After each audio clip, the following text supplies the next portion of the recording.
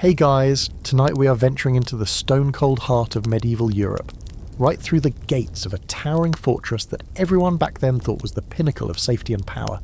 You, however, are about to discover that this so-called stronghold is really just a giant, grim, granite-lined death trap. And yeah, you probably won't survive this. So before you get comfortable, take a moment to like the video and subscribe, but only if you genuinely enjoy what I do here. Seriously, don't fake it. This isn't a castle tour, it's an ordeal. Also, drop your city and the time in the comments. I'm always curious who's up at this weird hour and from where.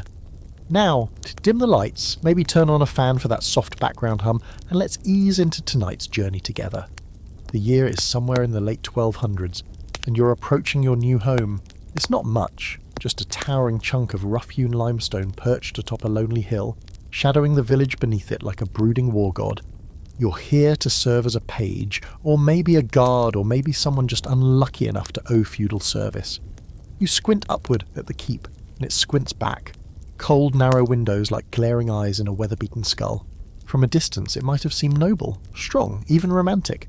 But as you get closer, the smell hits first. A noxious cocktail of old sweat, mouldy hay, and something disturbingly close to wet dog and roast pig, except no one's roasting pigs right now. You cross the threshold and instantly lose 10 degrees of body heat. Inside is dim, echoey, and wet in places that really shouldn't be. Welcome home. Your boots squelch a little on the stone floor. There's no flooring, no wood, no rugs, just raw rock with centuries of gunk rubbed into it. Moss clings to the inner walls like it's got squatters' rights.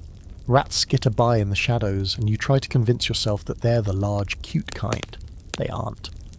Right away you realise the only cosy part of this whole structure is the illusion. This castle was not made for comfort. It was made to keep people out, and kill them if they tried to come in, which incidentally includes you now that you're stuck inside its guts. You're assigned to a corner nook in a side room off the Great Hall, where your bed is a straw mat. Home to what will soon be an ecosystem of lice. You're expected to sleep in your clothes, which doesn't matter much because you only own one outfit.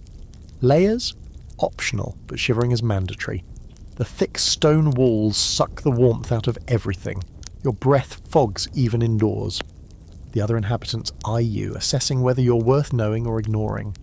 You spot a couple of veteran guards lounging on barrels near the fire pit, their boots steam dry but their eyes hollowed by countless sleepless nights and the 1,000-yard stare of men who've seen boiling tar up close. You nod a greeting. They do not nod back. You're still exploring the castle when you nearly trip on a loose flagstone and accidentally discover a forgotten side stairwell leading downward. You think better of investigating alone, because this place has a reputation. Not for ghosts, though, give it time, but for claiming lives the way most buildings collect cobwebs. Broken necks from sudden falls, crushed bones from collapsing masonry, and of course the occasional disappearance. No one checks the dungeon unless something starts to smell. Later that day you meet the Castellan, the castle's manager more or less. He walks with a limp, which you suspect didn't come from a jousting tournament. His face is a map of old wounds and poor sleep.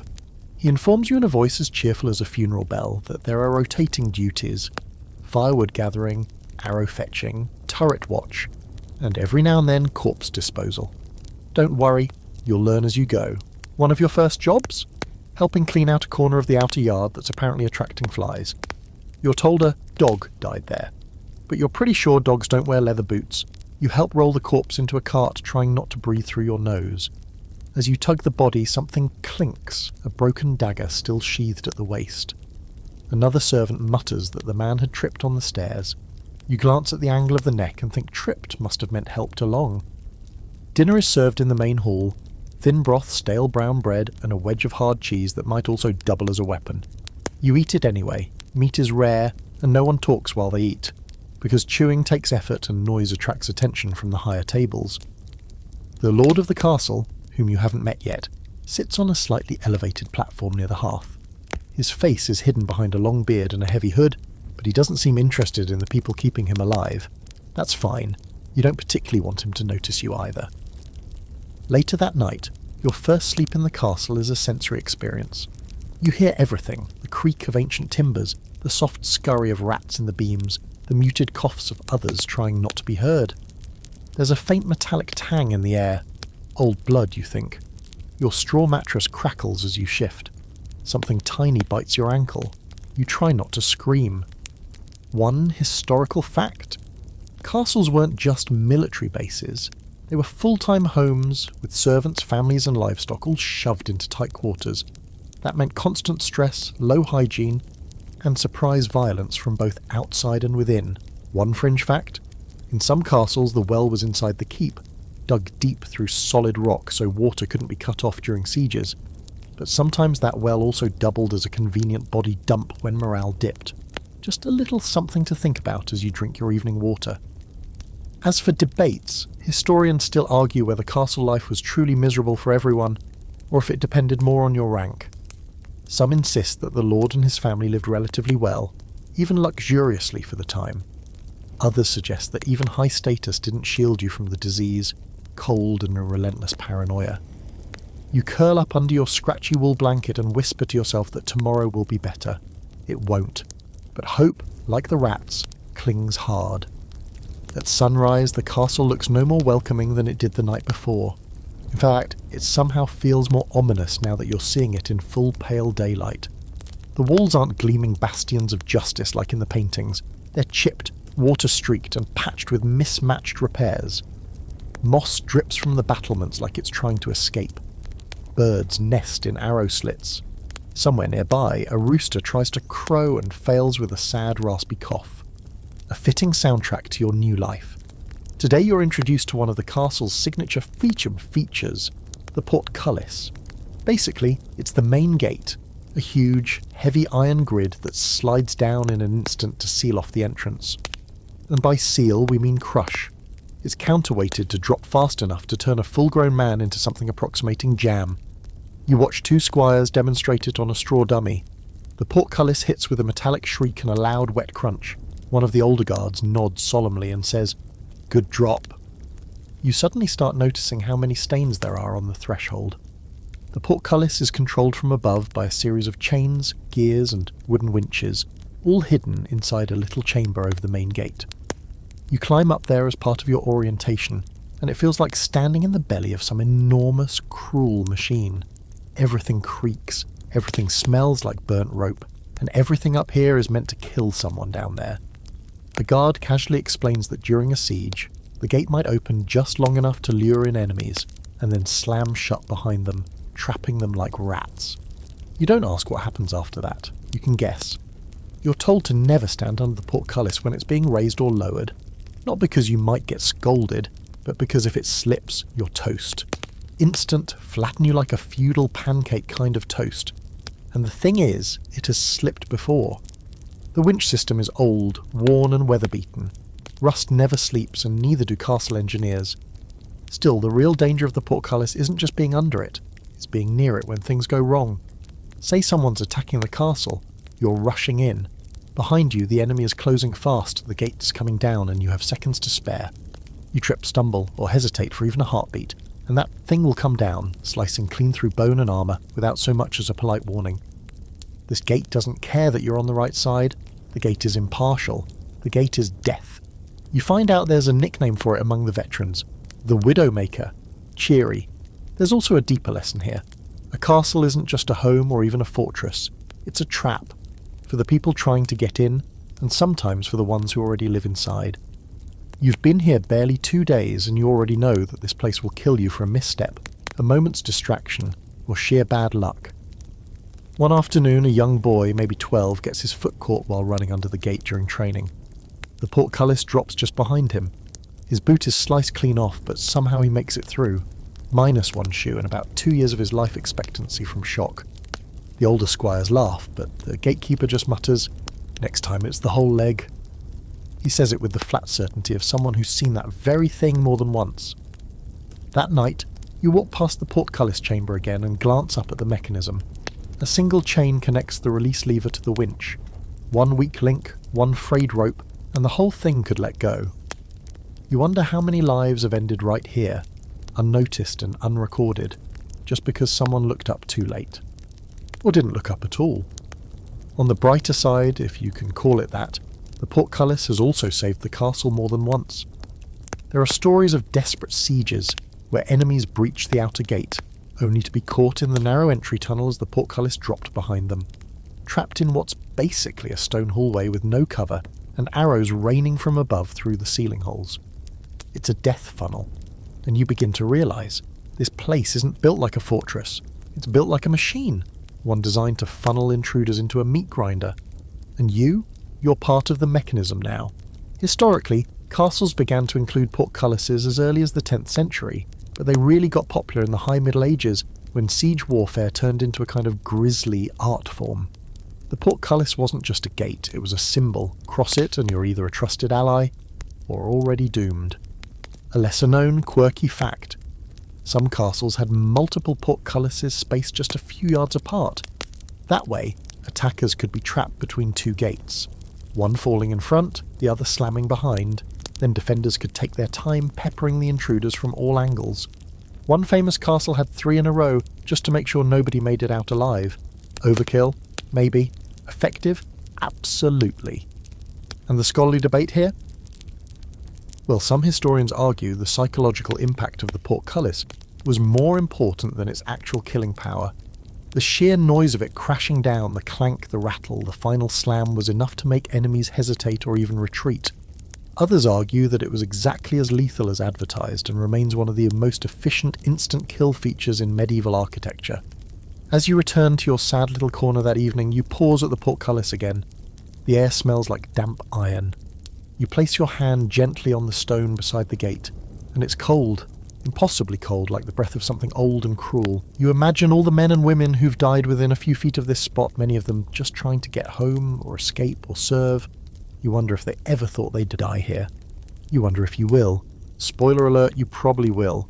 You wake up to shouting, not the kind of shouting that comes from a drunken argument or someone dropping a bucket. It's the sharp, clipped tone of people who might actually die in the next 5 minutes. You scramble out of your straw mat, heart pounding, and race toward the gatehouse, where the commotion is focused. Something's happening at the front entrance, and your brain is already imagining the worst. Siege? Surprise attack? Some kind of horrifying goat-related catastrophe? You round the corner into the entry tunnel and are hit with a wave of smells that shouldn't be grouped together. Metal, smoke, sweat, and something a little too close to roast pork. And then you look up. That's when you see them, the murder holes. It's not a cute name, and no, it's not a heavy metal band, though honestly it should be. These are small, innocuous-looking square openings in the ceiling above the entry passage, part of what's called the barbican. In a peaceful moment, you'd probably miss them. They just look like minor architectural details in an otherwise unimpressive stone roof. But when you're under them and people above you are tossing down rocks, hot sand, or, if you're really lucky, boiling water, they become terrifyingly relevant. A group of trainees is being run through a drill, and the guards above are demonstrating just how effective murder holes can be. From your not-quite-safe angle, you watch as sacks of flour are hurled down through the holes to simulate rocks. The impact is deafening. One sack explodes on contact with the ground, coating everything in a fine mist of white powder. It looks almost comical, until you imagine the sack being filled with actual stone or something worse. The whole idea is to turn the entry passage into a blender. Once enemies are caught between the outer gate and the portcullis, they're funneled into a narrow corridor with no cover. From the ceiling, rocks. From the walls, arrows. From the floor, your own blood probably. The attackers are stuck, confused, packed shoulder to shoulder and trying not to panic. It's perfect, for the defenders anyway. And if you think the murder holes are the worst part, hold on. Some castles used them for pouring things down, not just rocks or sand, but scalding water, boiling oil, quicklime or tar. Quicklime, if you're unfamiliar, reacts horribly with moisture, including the water in your eyes. It blinds you, permanently. And if that's not medieval enough, imagine boiling tar seeping into your chainmail, cooking you from the inside out. No one's exactly volunteering to stand under one of these death drips. Funny thing though, the whole boiling oil image that Hollywood loves? That one's up for debate. Historians argue over how common oil actually was in castle defence. Oil was expensive, like ridiculously expensive. Most garrisons didn't keep the barrels of it lying around for just in case someone attacks purposes. Water, quicklime and sand were way more likely, and just as lethal when dropped from height. Still, the image of bubbling black oil pouring from above stuck around. Why? Probably because it sounds horrifying and sells the idea that castles were not just strongholds, but but sadistic labyrinths of pain. There's a demonstration later that afternoon, and guess what? You're invited. Not as a spectator, of course, but as a runner. Your job is to sprint the length of the murder hole corridor without dying. Of course, they're not dropping real weapons today, just dyed flour sacks and wet sandbags to simulate impacts. Still, your nerves don't know the difference. You crouch by the gate as the signal is given, then you're off, feet pounding the damp stones, eyes squinted against the flurry of falling projectiles. The first sandbag misses by inches, the second clips your shoulder and sends you staggering. You don't even register the third until you're already on the ground, choking on flour dust and trying to decide if faking death would get you out of chores. Afterward, the guards hoot and cheer like it's all in good fun. One of them ruffles your hair and says, "Not bad, you only died twice." You're still coughing flour out of your lungs when you realise your elbow's bleeding. Not from the sandbag, but from the fall. You didn't even notice. The castle's already numbing you to pain. One factual note for tonight's mental archives. Murder holes, also called meurtrières, were first widely used in the 12th century, and became more elaborate over time. They weren't just holes, they were angled for maximum targeting. Some were even designed to let in archers who could fire straight down through the gaps at the poor souls trapped below. Here's your quirky fact. In one French castle, the murder holes weren't just functional, they were decorated. That's right. Carved stone flourishes and grotesque faces adorned the ceiling, so even if you were getting roasted alive, at least the architecture was interesting. That's medieval hospitality for you. And the scholarly debate? Some argue that murder holes were more psychological than practical. They weren't always used effectively and required coordination, planning and access to the right materials. A few historians suggest they were more about intimidation, because who wants to run under a roof labelled murder holes? Others counter that when used right, they were brutally efficient and helped defend castles against overwhelming odds. As evening falls, the corridor under the murder holes is scrubbed clean. Well, not really scrubbed, just sort of smeared around until the blood and sand fade into the grey stone like everything else. The castle doesn't try to hide its past, it just builds on top of it. You lean against a wall near the gatehouse, nursing your bruised ribs and wondering how long you'll last in this place. The irony isn't lost on you. The very structures designed to keep enemies out are also perfectly capable of killing the people they're supposedly protecting. It's like living inside a giant bear trap that occasionally hugs you. You catch the eye of another recruit. He limps when he walks, and when you ask why, he just shrugs. "Mr. Hole," he says. You nod like that's a normal sentence. Here it is. And as the wind picks up and whistles through the arrow slits high above, you imagine the next real attack. The sounds, the screaming, the murder holes in action. You don't sleep well that night. Morning comes again with a slap of cold air and the scent of burnt oats drifting up from the kitchens. You shuffle toward the outer courtyard, still half asleep, when you're told today's training will take place along the inner walls, specifically around the arrow loops. You rub your eyes, mildly confused. Arrow loops? You ask, thinking maybe it's a rope exercise or some weird medieval agility course.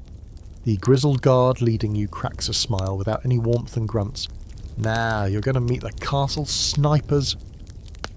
Turns out arrow loops, also called arrow slits or loopholes, are narrow vertical slits cut into the stone walls, just wide enough to let archers inside the castle fire out while offering practically zero visibility or access for anyone attacking from the outside. In other words, the defenders get a shot, the attackers get a funeral. You follow the guard up a dizzying spiral staircase and arrive in a narrow walkway atop the curtain wall. It's cramped, chilly, and smells faintly of pigeon poop and fear. Along the inner side are rows of arrow loops, thin slashes in the stone about shoulder height. When you look through one, it offers a surprisingly wide view of the landscape outside, far more than you'd expect from such a tiny gap. Clever design that. You can see everything, but almost no one can see you. The castle's longbowmen are already there, casually inspecting their gear. Their bows are taller than some of the squires, strung taut and deadly. These guys have the lean, sunburnt look of people who spend more time outside than in, and their fingers are permanently stained from the bowstrings and arrow glue. One of them leans down and gives you an unnervingly friendly grin. "You ever see a man drop from 200 yards away?" he asks, not waiting for an answer. It's like watching a puppet get its strings cut. He pantomimes the collapse, complete with sound effects. You politely laugh, but your insides tighten a little. He hands you a practice bow, more a child's toy than a weapon, and motions for you to try a shot. You line up at the loop, knock the arrow, pull back, and immediately feel like your shoulder is going to dislocate. Longbows require insane strength, especially when you're weak from thin porridge and fear. Your shot doesn't even leave the wall. It arcs downward and harmlessly bounces off the base of the inner curtain. The archers roar with laughter, but not in a cruel way. It's more like you've officially been welcomed to the "you suck at this but we like you anyway" club. A small win. Then the real demonstration begins. Targets are set up down in the outer yard. Straw dummies dressed like rival knights, with painted faces and little shields. The archers take their places, one per loop, and at the signal, they fire in rapid succession. The sound is bizarre, sharp twangs, the whistling flight of arrows, and soft thuds as the dummies jerk, collapse, and split. Some of the archers reposition slightly. That's when you learn that arrow loops aren't just vertical slits. Many are keyhole-shaped, wider at the bottom or sides, allowing defenders to shift their angle of fire. Is not just about shooting straight, it's about tracking movement, adjusting range, and doing it all while protected by tons of stone. One historical fact here. By the 13th century, arrow loops had evolved dramatically. They started as simple vertical slits, but eventually became complex multi-angle openings, allowing for horizontal and vertical targeting. Some castles even had a double loops, one for arrows, one for crossbows. Engineering met bloodshed in the most elegant ways. But here's your fringe fact for the night. Some castles installed fake arrow loops in parts of the wall, just for show, meant to trick attackers into thinking there were archers behind them when there weren't. Psychological warfare, medieval edition. Look scary, stay scary, as the Castellan would say. There's a moment during the demonstration when one archer pauses. He squints through his loop at the forest line beyond the village. "See that shimmer?" he mutters. You look too. It's hard to tell what he means at first. Maybe just heat rising from the earth, but then you realise, that shimmer? It's armour. Several glints moving. Riders, maybe some scouts, maybe something worse. The tension spikes instantly. The archers go quiet. One of them quietly strings a fresh arrow, and the air tightens like a pulled bowstring. A runner is sent down to the hall to alert the garrison. You're told to stay up here, watch the loops, count the glints, report movement. Your hands tremble slightly as you kneel by one of the slits, peering out, trying not to blink too often, because if you miss something, someone dies. Nothing happens that night. The glints disappear. Maybe it was a hunting party, maybe it wasn't. No one relaxes. One of the older archers, bald with a scar like a snake down his cheek, lights a small pipe and murmurs, "Loopholes save lives, sure, but they also mess with your head. You start seeing enemies in every tree." And that's the real problem with arrow loops. You don't see people, you see shadows, some movement, suggestions. Your world becomes framed by a slit of stone, and the longer you stay behind it, the more the outside turns into something alien and hostile. You're always braced for attack, always half ready to fire, even when there's nothing there. There's some debate among scholars about how effective arrow loops were in large-scale battles. Some argue that while useful, they limited field of view and made coordination difficult. Others insist that well-trained archers using these slits could decimate attacking forces long before they reached the walls. It likely depended on the castle, the placement, and, of course, the weather. Try loosing arrows in a gale, and see how accurate you are. By dusk, your back aches from crouching and your fingers are sore from gripping a bow that's more useful as a walking stick. You descend from the walls with the other recruits, all of you moving stiffly, blinking at the open courtyard like people leaving a very intense movie. You're quiet. Everyone is. Because once you've stared through a murder slot all day, everything outside it feels exposed. You eat dinner in silence. The roasted onion soup tastes like dishwater, and the bread is so hard you consider using it to practice parrying. But you chew, you swallow, and you pretend to taste something. That night, as you lie on your scratchy mattress, the image of those moving glints lingers behind your eyelids. You wonder if the riders will return, if the archers will be ready, if you'll be the one standing behind that loop when it all begins. The walls creak, the wind howls, and from somewhere deep in the stone you hear the soft clatter of rats. Sleep comes eventually, but only after your body gives up on fear. You wake up to the distinct sound of someone vomiting into a bucket. It's not even dawn. The castle is still cloaked in that pre-sunrise gloom, the kind where the shadows feel too thick, and the stone walls seem to lean just a little closer than they should. You peel yourself off your straw mattress, joints creaking like a rusty hinge, and try not to gag from the mingled stench of bile, damp wool, and what might be mould, or possibly cheese. Who knows anymore? You're told that today's lesson is about defensive manoeuvring. Sounds fun? Then they clarify. Spiral staircases. Less fun. You've probably seen them in every medieval movie ever. The narrow winding stairs curling up through towers like coiled snakes. They look elegant, charming even, if you ignore how cramped they are, or the fact that they reek of old sweat, burnt torch oil and despair. But you're about to learn that these spirals are not designed for comfort or convenience. They're engineered specifically to screw over anyone trying to fight their way up. The stairs are clockwise. Always. As you climb, the inside wall is to your left and the outer curve, wider exposed, is to your right. This matters because almost everyone in medieval Europe is right-handed. So if you're attacking up the stairs, your sword hand is jammed against the central column, forced into awkward little slashes with no room to swing properly. Meanwhile, the defender coming down the stairs has all the space in the world to bring their blade down onto your helmet. Over and over. With excellent wrist movement. Yay, physics. You start the climb, trailing behind a group of squires and another recruit who already looks like he regrets being born. The tower stairs are brutally narrow, no more than 3 feet across. Your shoulders graze the stone, your feet echo with every step, and your torch casts weird dancing shadows that make it look like there's always something just ahead of you, or behind. Halfway up, your instructor halts the group and turns, grinning like this is the best part of his week. He pulls out a blunted practice sword and tells the poor soul behind him to try to fight him up the stairs. The recruit raises his own dull blade and predictably fails. There is just no room. His swings are stifled, the central post blocks half his movement, and every time he tries to advance, he stumbles. The instructor doesn't even swing back, just lets gravity and angles do the work. The poor recruit ends up crumpled on the steps, winded and embarrassed. Defenders win stair fights, the instructor says. Every time, unless they trip. You're called up next. You hesitate, but then you climb, sword raised, heart pounding, muscles already sore from yesterday's loop drills. The instructor meets your first swing with a light deflection and steps down toward you, pressing his advantage. You try to retreat, but there's someone right behind you. You duck instinctively and crouch low, hoping to slide under his guard. Clever, except you hit your head on the wall. He wins, obviously.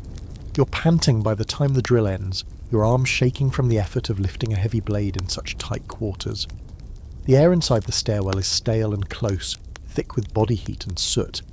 As you finally make it to the top of the tower, you emerge gasping into daylight, blinking like a mole. The view's stunning. You can see the river winding past the edge of the village, the treetops swaying gently in the breeze, and right beneath you, the winding death coil of the staircase you just suffered through. Here's a historical truth. Spiral staircases were a deliberate architectural trap. They were part of what made castles so infuriatingly difficult to storm. Some even had uneven steps on purpose, tall and short, alternating to trip up anyone moving too fast. In the heat of battle, when blood's in your eyes and armour's weighing you down, one bad step could send you tumbling to your death. Downward, head first. Your quirky fact of the day. A few castles actually built counterclockwise staircases. Why? Because the lord was left-handed. Seriously. It wasn't common, but in rare cases, an entire tower would be flipped to favour a lefty. You can imagine the confusion that caused when attackers stormed in expecting the usual spiral. Surprise! You're in his house now. Now for the scholarly debate. There's ongoing argument over just how impactful spiral staircases were in actual warfare. Some researchers claim they're more symbolic than practical. Sure, the design favours defenders, but in the chaos of a real battle, factors like fatigue, numbers and panic play a bigger role. Others point to documented sieges where towers held for hours or even days because a handful of defenders used the stairwell advantage ruthlessly. Later, after lunch, more turnip stew, yay, you're sent to help a carpenter repair a few broken stair treads. Turns out the stairs degrade fast. All those boots, all that weight. And when wood is used instead of stone, it rots from below where the damp air collects. The carpenter grunts as he works, muttering, "It's not the fight that kills you, it's the fall, or the fungus." And sure enough, as you kneel to help secure a plank, you spot something dark and spongy growing beneath the stairs. Mould. maybe even the start of dry rot. You suddenly realise just how fragile this whole structure really is. One weak step, one missed nail, and the whole spiral becomes a chute to your grave. Later that night, you're told a story by one of the older guards. He describes a siege from years back, when raiders breached the tower base and charged the stairs. The defenders poured oil down the steps, not hot oil, just slick enough to turn the whole thing into a deadly slide. The first dozen attackers slipped, fell, and knocked over the ones behind them like armoured dominoes. The defenders didn't even have to draw swords. They just waited at the top with pikes and watched the chaos unravel. That image haunts you as you return to your sleeping corner. The idea that something as simple as architecture could be that lethal, that clever, that cruel. As you drift off to sleep, your muscles sore and your knees aching from too many spirals, you find yourself imagining what it would feel like to charge up those stairs for real. Arrows flying, fire flickering, blood on the stone beneath your boots. You think about slipping, about the person behind you not stopping in time, about the sword waiting at the top. And you know now, deep in your bones, that the castle isn't just waiting for invaders, it's watching everyone inside, waiting for someone to trip, to slide, to fall just the wrong way. And it doesn't care who you are when it happens. It's sometime before dawn when a loud clang jerks you awake. You sit up too fast, smacking your head on the low wooden beam over your bedroll and letting out a whisper-cursed groan. Outside your little chamber, boots slap stone, voices shout, and somewhere in the distance a sheep bleats, either in fear or deep existential disapproval. Either way, you know the routine now. Chaos at this hour means one thing: drills. You barely get your tunic on before a senior guard shoves a bucket into your hands and points upward toward the wall walk. "Time to learn what's not real," he says cryptically. You're halfway up the stairs, bucket banging against your thigh, when you realise what today's lesson is. Boiling oil, or rather the big myth of boiling oil. It's one of the most cinematic images of medieval defence. Attackers swarming the gates, ladders scraping up the walls, and then splash! A vat of boiling black oil comes raining down, turning enemies into deep-fried knights. Glorious, dramatic, and, well, kind of fake. You're brought to the top of the gatehouse where several buckets and wooden cauldrons are lined up. One is filled with water, another with some thick yellowish grease. The third just has sand. Your instructor picks up a torch and gives a speech that might be rehearsed or maybe just delivered so often he could do it in his sleep. You've all heard the stories. Boiling oil poured from the battlements, enemies screaming, skins sleeving off like roasted onions. Good for theatre, bad for logistics. He points to the vat of grease. This stuff is expensive, you don't waste it. And heating oil over open flame, up here, windy towers, exposed fire, wooden supports. Real smart, that. You feel a little disappointed. You were kind of hoping to see someone pour hot doom from the sky. But then the instructor picks up the bucket of sand, lets it trickle slowly from the lip and says, "This'll blind you faster." Gets under the helmet, into the eyes, and no risk of the tower catching fire. You get the job of hauling buckets from the storerooms to the wall walk. It's miserable work. Each bucket sloshes at every step, and the wooden stairs suck the energy from your legs like they're personally offended by your existence. When you arrive back at the battlement for your third run, the instructor nods toward a practice dummy set against the outer wall. "Throw it." You hesitate. The bucket's filled with what feels like warm porridge, some sort of thick paste meant to simulate boiling tar. You don't ask what's actually in it. Probably kitchen scraps and despair. You step up, aim and dump the contents over the side. The glop slaps onto the dummy with a wet splat and clings to its straw limbs in steaming gobs. The smell is awful. Onions, grease, and something faintly metallic. The instructor nods. "Imagine it's not straw," he says. "Imagine that's a man trying to gut your lord and burn your food stores. Now tell me you miss the oil." The truth is, castles did use scalding substances in sieges, but oil wasn't nearly as common as everyone thinks. Water, sand, lime, tar, and even hot urine were far more available and far less risky to handle. Heating oil to high temperatures took time, fuel, and a fire system that didn't risk the entire defence post going up in flames. Besides, tar was cheaper and nastier. Your fringe fact of the day: some castles dumped dead animals or human waste on attackers, not even as a primary weapon, just to demoralise them, choke up siege ladders, and spread disease. One castle reportedly tossed beehives over the wall. Actual weaponised bees. Now that's medieval innovation. The most terrifying part, though, is realising how much of castle defence was about the long game. You're not fighting a battle that lasts an hour. You're fighting a siege that lasts weeks, maybe months, and anything you throw, boiling, blinding or otherwise, has to last longer than their patience. Back at the gatehouse, a few squires are arguing over whether a single vat of boiling water could really stop a charge. One insists that it's more symbolic than lethal. It scares people, that's the point, he says. Another counters that once it hits chainmail, the heat gets trapped and the wearer cooks inside. You don't speak up, but both ideas seem plausible, and that's kind of the point. Fear does most of the work. This leads us right into today's scholarly debate. Did boiling oil ever actually see widespread use? Some argue yes, citing occasional records of flammable substances being used in sieges, but most historians agree it was rare, if used at all. Logistics, cost and danger all worked against it. The idea that defenders just kept cauldrons of oil bubbling on every battlement is likely more fantasy than fact. Even so, the idea of boiling oil stuck.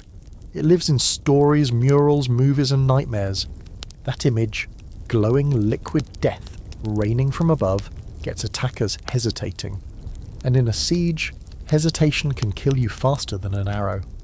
By late afternoon your arms ache from hauling, and your nose is forever ruined by the tar-simulating stew you spilled down your tunic. You're ordered to scrub it out using sand and vinegar, which just replaces one horrible smell with another. You think about the fact that in a real siege, you wouldn't have time to clean your clothes. You'd be lucky to stay upright. As the sun sets, you're assigned to the night watch along the south tower, the same battlement where you practiced your boiling not oil routine. You sit behind the parapet, staring out into the fading light and wonder what it would feel like to see a real army massing out there. What it would take to lift a cauldron with shaking arms and dump it. Knowing that what you pour might melt skin or maim someone forever. You shiver, partly from the chill, partly from the thought. The stars come out one by one, indifferent to your aching muscles and the grit beneath your fingernails. Somewhere below, someone sings a rough lullaby to themselves, and it drifts up to you like smoke. Peaceful, almost. But you know better now, because castles lie. They tell you they're strong, impenetrable, noble, but in truth they're just elaborate traps. And you're not above them. You're in them, carrying buckets, pouring death, pretending you're safe. And all the while the walls keep watching. You don't get a restful sleep, not that you expect it anymore. The straw in your bedding has compacted into something resembling rope, and every time you shift, it makes a sound like someone crinkling parchment next to your ear. You've stopped dreaming too. Or if you are dreaming, your mind is considerate enough to make it feel like more castle training, so you wake up and don't know whether to be disappointed or just grateful it's over. Today you're told to report to the outer bailey. Something about water duty, which sounds like a break from death drills. It isn't. You're headed for the moat. At first glance, the moat doesn't look so bad. The water is greenish, sure, and smells vaguely of fish and something more sour. But it circles the castle like a necklace of swampy security. You imagine enemies charging the walls only to tumble in and flail about while archers rain down arrows. That's the fantasy, right? Then you're handed a rake and told to clean out the thick parts. That's when the truth oozes in. The moat isn't just water. It's a disgusting soup of rain runoff, waste overflow, and anything unlucky enough to drown recently. It doesn't move much, stagnant and thick in places like cold stew. There's a film on top that gleams in oily, iridescent colours. A floating pig skull drifts lazily past. Something splashes deep under the surface, and you're told not to ask what it is. You keep raking. You're up to your knees on the bank, tugging at a vine-choked patch of sludge when your boot sinks deep into the mud. You nearly lose it trying to pull free. The edge of the moat is lined with rocks, but they're slick and loose, shifting underfoot like they're eager to help you fall in. One of the older servants laughs and says, "Don't worry, if you fall in, you only get sick sometimes." He coughs in a way that doesn't inspire confidence. Here's the truth no one wants to think about. Moats weren't picturesque bodies of water. They were disease pits. Gutters for everything the castle didn't want inside. Dead animals, discarded food, chamber pot waste, and whatever else got thrown out the postern gate. They weren't cleaned often because who in their right mind wanted to volunteer for that? And in wartime things got worse, much worse. The historical fact, not all moats were filled with water. Dry moats, basically deep trenches, were sometimes more effective. They didn't require upkeep and couldn't be swum across. They still trapped siege towers and enemy troops, and defenders could fill them with spikes, caltrops, or anything sharp and mean. But if you did have a water moat, it wasn't there to be pretty. It was part deterrent, part disease delivery system, and occasionally a surprise coffin for the unwary. Your quirky fact of the day: some castles reportedly bred eels or fish in their moats, not to feed the garrison, but to keep the water cleaner. Not clean, just less vile. It turns out a few hungry bottom feeders can help break down whatever floats their way: bones, rotten meat, or the occasional misplaced chicken. Later that day, you're asked to assist a mason with inspecting the outer wall near the moat. From that vantage point, you really start to see how the moat plays into everything. It's a barrier, sure, but it's also a psychological weapon. It slows attackers down, makes them hesitate, forces them to cross on rickety planks or boats while under fire from above, and it smells so bad no one wants to be near it for long. The castle has a narrow wooden bridge that crosses the moat, only lowered when visitors arrive or when villagers bring their taxes and grain and livestock. During sieges, the bridge is raised and the gate sealed. Anyone stuck outside has two choices: leave or try to swim through the moat. That second option? Not great. There's a story one of the guards shares over a late meal: boiled root vegetables and something that might have once been mutton. He says that during a siege long ago, 2 enemy scouts tried to sneak across the moat at night. Thought they could swim under the bridge. No armour, just knives. One made it halfway across before the water got thick and pulled him under. The second shot through the throat before he even hit the far bank. His body floated for days, tangled in algae. Eventually someone poked him with a long pole and pushed him back out. You lose your appetite halfway through the meal. There's a debate among scholars about how effective moats really were. Some argue they were mostly symbolic, a way to showcase a castle's strength more than serve as a true obstacle. After all, determined attackers could build bridges, fill trenches, or even divert water. But others point to moats being a time-wasting nightmare for besiegers, forcing them to deal with drowning hazards, slow progress, and disease. Even a shallow, filthy moat could halt momentum long enough for defenders to regroup or reinforce. Near sunset, you get assigned to check the buckets used for fire control. That means walking along the narrow paths that skirt the edge of the moat, hauling sloshing water, and praying your boots don't slip. You nearly go over once. Your heart lurches into your throat. One foot dips just enough to feel the squish of wet moss on stone. The smell hits you full in the face and sweet, sharp and stomach-turning. You recover barely and laugh to yourself in that strained way people do, after narrowly avoiding death by sewage. As you head back to the keep, you realise something that makes your stomach sink in a different way. If a siege ever does come, you'll be one of the people expected to cross the moat in reverse.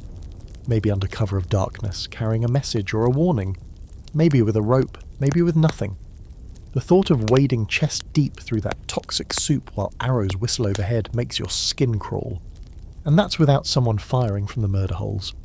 You return to your corner at dusk, tired and coated in grime that will never fully come out of your clothes. You don't bother washing. There's barely enough water for drinking, and besides, you've seen what the runoff from the moat looks like. You're better off filthy. You fall asleep with the memory of the moat sloshing behind your eyes. Not just the look of it, but the weight. The way it drags at your boots, the way it smells, the way it waits, always at the edge of things, ready to swallow the careless or the unlucky. You know now that the moat isn't just around the castle, it is the castle. You wake to the sharp clang of a bell echoing off stone. And this time it's not a drill. People are moving fast. Shouting comes from the main hall. Armour clinks. Someone drops a helmet with a crash and curses loud enough to make a priest flinch. You stumble to your feet, still half in a dream, and rush toward the gatehouse, just in time to catch the orders being barked. Drawbridge up. Double lock the portcullis. Now! You follow the others to the main gate. There, looming like a hungry jaw, is the drawbridge. In peacetime it lies flat across the moat, forming a neat wooden path with thick iron chains trailing up into the gatehouse above. In wartime, it's a trap waiting to spring, and tonight it's moving. You watch as the chains tighten with a groan that vibrates through the stone. Slowly the drawbridge begins to rise, creaking upward like some old beast waking from sleep. Beneath it the moat ripples, dark and thick, reflecting the torchlight like an oil slick. You feel it in your chest, the weight, the inevitability of it. The outside world is being shut out, and you're trapped inside the mouth. This is your first real look at how serious the drawbridge mechanism is. You'd heard about it before. "Just a gate on a hinge," someone said casually during a meal. They were lying. This thing is massive and deadly. As the drawbridge locks into its vertical position, it becomes a shield. Thick timbers reinforced with iron bands now standing tall and firm against any battering from the other side. You can imagine someone swinging a log at it for hours and getting nowhere. But that's not what really worries you. What does is what happens if you're under it when it comes down. Your instructor notices your gaze and smirks. "Hope you're never late on the return run," he says. "That thing doesn't care what side you're on. Gravity's got no loyalty." And then he tells the story, every castle has one, about the guard who didn't move fast enough. Maybe he slipped, maybe he tripped, maybe he was trying to help someone. Doesn't matter. The drawbridge came down on him like a god slamming a door. Crushed from the waist down. Didn't die right away. It took hours. No one could move the bridge again without risking the whole gate's stability, so they just waited. Eventually, he stopped screaming. You glance at the chains again, suddenly aware of how worn they look. They creak when they shift, dust puffing from the joints, like the castle itself is exhaling. There's grease on the gears, but not much, and rust creeps along one bolt like a slow infection. You wonder what happens when they fail.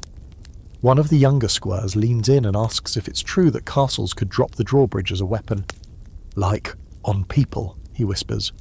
The sergeant nearby snorts. "Only if they're lucky enough to be standing underneath. Seen it break bones clean." You file that away. Useful in theory, terrifying in practice. So let's talk historical facts for a second. Drawbridges weren't just simple doors. They were carefully engineered counterweight systems designed to be fast, heavy and final. A good castle could raise the drawbridge in under a minute, even under pressure. That meant if attackers were charging the gate, you had just enough time to let your friends in and leave the rest outside to die. But here's your quirky tidbit. Some castles didn't use chains at all.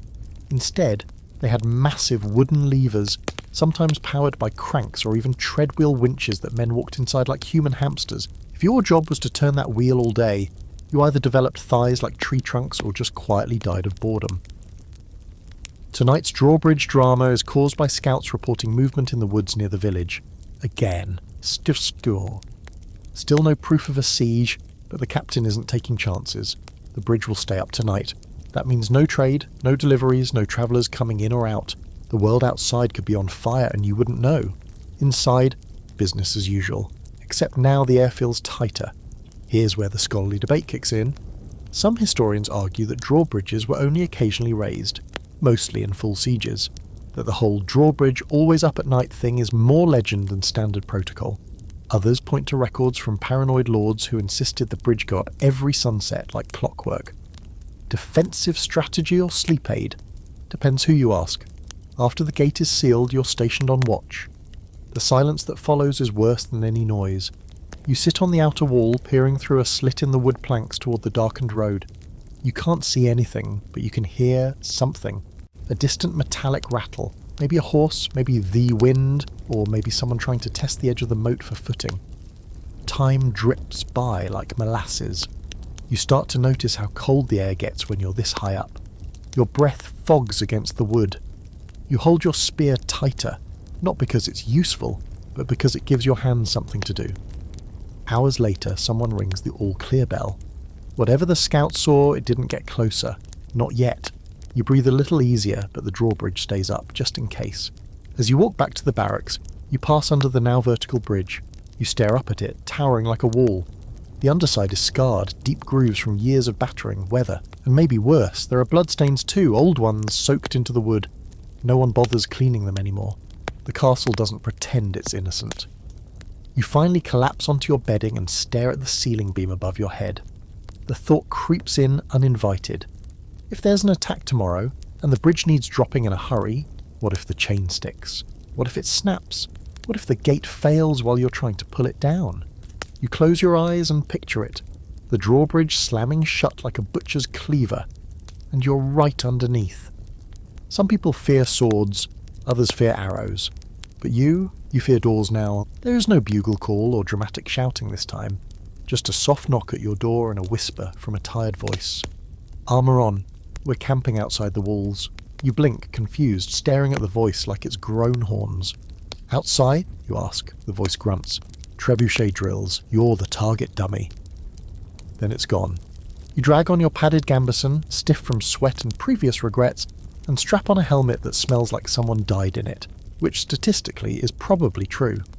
You meet the others in the courtyard, where a small bleary-eyed group of trainees and guards are already assembling, with packs, poles and a pair of overworked mules. The plan, it turns out, is to simulate a field camp outside the castle. A quick defensive structure, minimal protection. You'll be stationed in it while the castle tests its newly repaired trebuchet, the big one they just reassembled last week.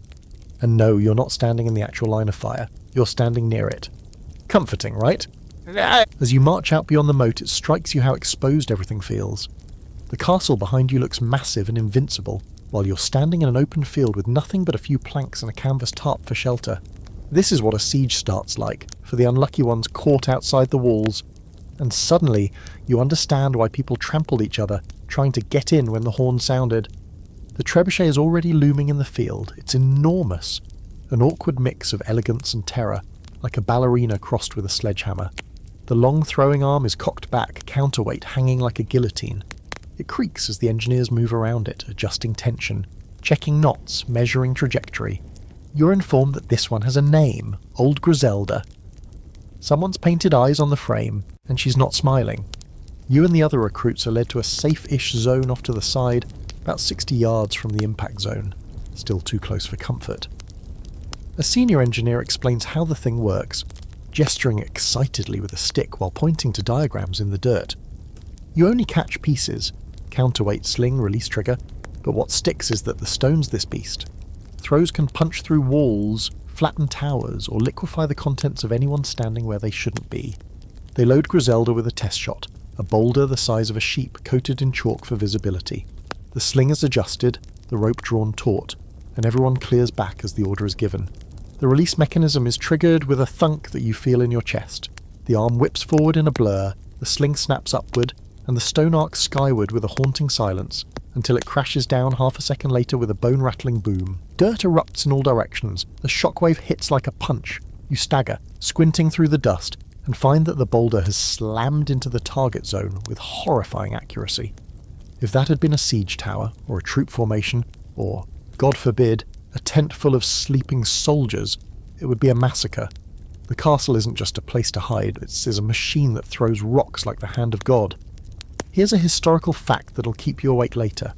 Trebuchets could hurl projectiles over 300 pounds at speeds fast enough to destroy stone walls.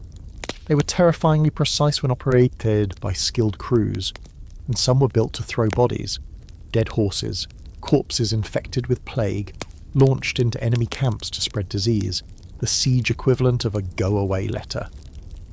Quirky fact. In one famous siege, a besieging army used a trebuchet to return a severed messenger's head that had been thrown into their camp earlier. No note, just the head, arcing majestically through the air. Message received. As the drill continues, you're given tasks. Build a makeshift shelter using only canvas and stakes, help haul counterweight stones from the supply cart, and then, you guessed it, help test Griselda with special payloads. These aren't real siege shots, thank goodness, but experimental loads. Baskets filled with gravel, wooden barrels stuffed with straw, even a pig carcass meant to simulate weight and impact. The pig one is especially grim. It hits the ground with a wet, echoing slap that makes several recruits gag. There's a lot of waiting between launches, and as you sit on the grass watching the next stone being loaded, a strange thought creeps in. What if you were out here under siege? What if the castle wasn't yours anymore, and that trebuchet was pointed in your direction? Suddenly the open sky feels like a threat. The air too still, the ground too exposed. That's the worst part, you realise. During a siege, people don't die in glorious battle. They die from waiting, from being worn down, from being outside the wall when the trebuchets start to sing. And that's where the scholarly debate comes in. Some historians argue that trebuchets weren't used as often as we think, mainly due to how difficult they were to build, transport, and maintain. Others insist they were the mainstay of siege warfare in the later Middle Ages, cheaper and more reusable than gunpowder, and psychologically devastating. One well-placed shot could collapse morale faster than an army charge. Late in the day, you're given a turn on the pull team. You help reset the arm, dragging ropes backward with a group of grunting, red-faced trainees. It's brutal work. Every joint screams. The counterweight groans. The frame shudders under the tension. When you finally lock the arm back into position, you can feel the energy just waiting. One mistake, one slipped rope, and Griselda doesn't just launch a stone, she launches you. After the final test shot, you're dismissed. Your back aches. Your fingers are raw, you stink of sweat, dust, and whatever leaked out of that unfortunate pig. As you trudge back toward the castle, the drawbridge lowers just enough to let your group inside, and you look over your shoulder at the still silhouette of the trebuchet in the fading light. It sits quiet now, but you know better. That thing's no relic. It's a warning, a long wooden finger pointing toward the future and saying, "Stay away, or we'll crack the sky open." Inside the gate, as you collapse on your mat with a groan, you understand something new. The castle isn't just a fortress, it's a slingshot, a trap, a monster with its own arms and teeth. And when it wants to, it throws boulders the size of oxen. You just hope you're never standing on the wrong side of the launch. The next morning you're stiff. Not the slept funny kind of stiff, the full-body battle simulation flung rocks and dead pigs kind. Every muscle protests as you roll off your mat, and your joints sound like someone cracking walnuts. You tell yourself that maybe today will be easier. Fewer weapons, fewer buckets of mystery goo, a little less of everything that tries to kill you just for waking up. No such luck. You're ordered to the kitchens, which sounds like a punishment for someone who dropped a torch or spilled soup on the constable. But no, today you're there because you're helping prepare for a siege drill. Specifically, you're handling the rations, learning in vivid, stomach-churning detail what it means to feed a castle cut off from the world for weeks or months. Spoiler alert, you're going to appreciate rats more than you ever thought possible. The kitchen is enormous by medieval standards anyway, but dark and smoky, lit mostly by the narrow windows and open flames. Piles of vegetables, roots, and aging meat sit stacked in baskets. Barrels of salt pork line the walls, their brine dark and murky. A pot of porridge bubbles over a fire, and the smell is functional. That's the best word for it. It keeps you alive. It doesn't make you smile. You're assigned to sort through the stores. This means picking out the good from the truly horrifying. There's a sack of grain with more bugs than grain. Dried apples that look like they've seen war. A wheel of cheese so hard the cook uses it to hammer nails. You point to it and ask, "Is that still food?" The cook just shrugs and hands you a chisel. Then there's the meat. Oh, the meat. Salted and smoked, yes. But storage isn't magic. A side of beef is unwrapped to reveal something that's technically still edible, but smells like it's been dead twice. The senior kitchen hand grins, toothless and cheerful. We'll boil it twice, maybe add vinegar. You won't even taste it. You suspect you will taste it. Forever. Here's the reality check. During a siege, food preservation becomes a deadly game. The salt pork, beans, peas, dried fruits, hardtack, all have to last, often longer than anyone predicted. There are no fresh deliveries, no foraging, no trade. What's in the cellar when the gates close is it. And when it runs out, you get creative, dangerous creative. So here's your historical fact. During the longest sieges of the medieval period, people did in fact eat rats, and dogs, and shoes, if the leather was soft enough. One chronicled account from a French siege describes a stew made of parchment boiled until soft, and you thought oatmeal was bad. Your quirky fact? In at least one documented case, a castle under sea held a feast just as the enemy forces encircled them. The lord ordered wine poured generously and meat roasted loudly, so the attackers would assume the stores were full and leave sooner. In truth, they were almost out of everything. It was a bluff, a noisy, greasy bluff. Today's task includes inventory, and that means descending into the lower cellars. You don't like the lower cellars. They are dark, damp, and filled with the hum of flies and the sound of things scuttling just out of torchlight. You go with 2 other recruits, carrying a chalk slate and a sense of dread. Down there, you see just how desperate things can get. A barrel of pickled fish has gone sour, its lid warped and leaking something oily. A stack of root vegetables has collapsed into a puddle of slime. One wall is lined with jars of preserved fruits, most of them untouched since who knows when. One jar, when unsealed, hisses like it's angry. You reseal it and pretend it never happened. Then you find the real problem. Mould, lots of it. It's taken root in the back wall and spread across sacks of flour like a fuzzy grey tide. You point it out to the senior kitchen hand. He squints, sighs, and says, "Scrape off the top, the rest is fine." You wonder if this logic also applies to humans. But it's not just the food. You're starting to notice something more troubling. The people. The garrison is on edge, tense. The drill hasn't even started yet, and everyone's already sniping at each other over small things. Who stole a heel of bread?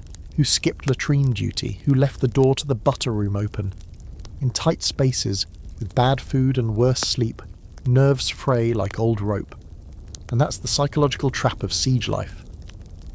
The castle walls don't just keep enemies out, they keep you in, with the same people, the same smells, the same complaints, over and over. You begin to understand why in some sieges, the biggest threat came from inside, mutiny, betrayal, or even madness. Here's the open debate. Were siege preparations truly this grim for every castle? Some historians argue that the best supplied strongholds could endure for months without too much hardship. Others point out that most castles weren't designed to hold out long term, and that sieges quickly became disasters once the first food barrel ran dry.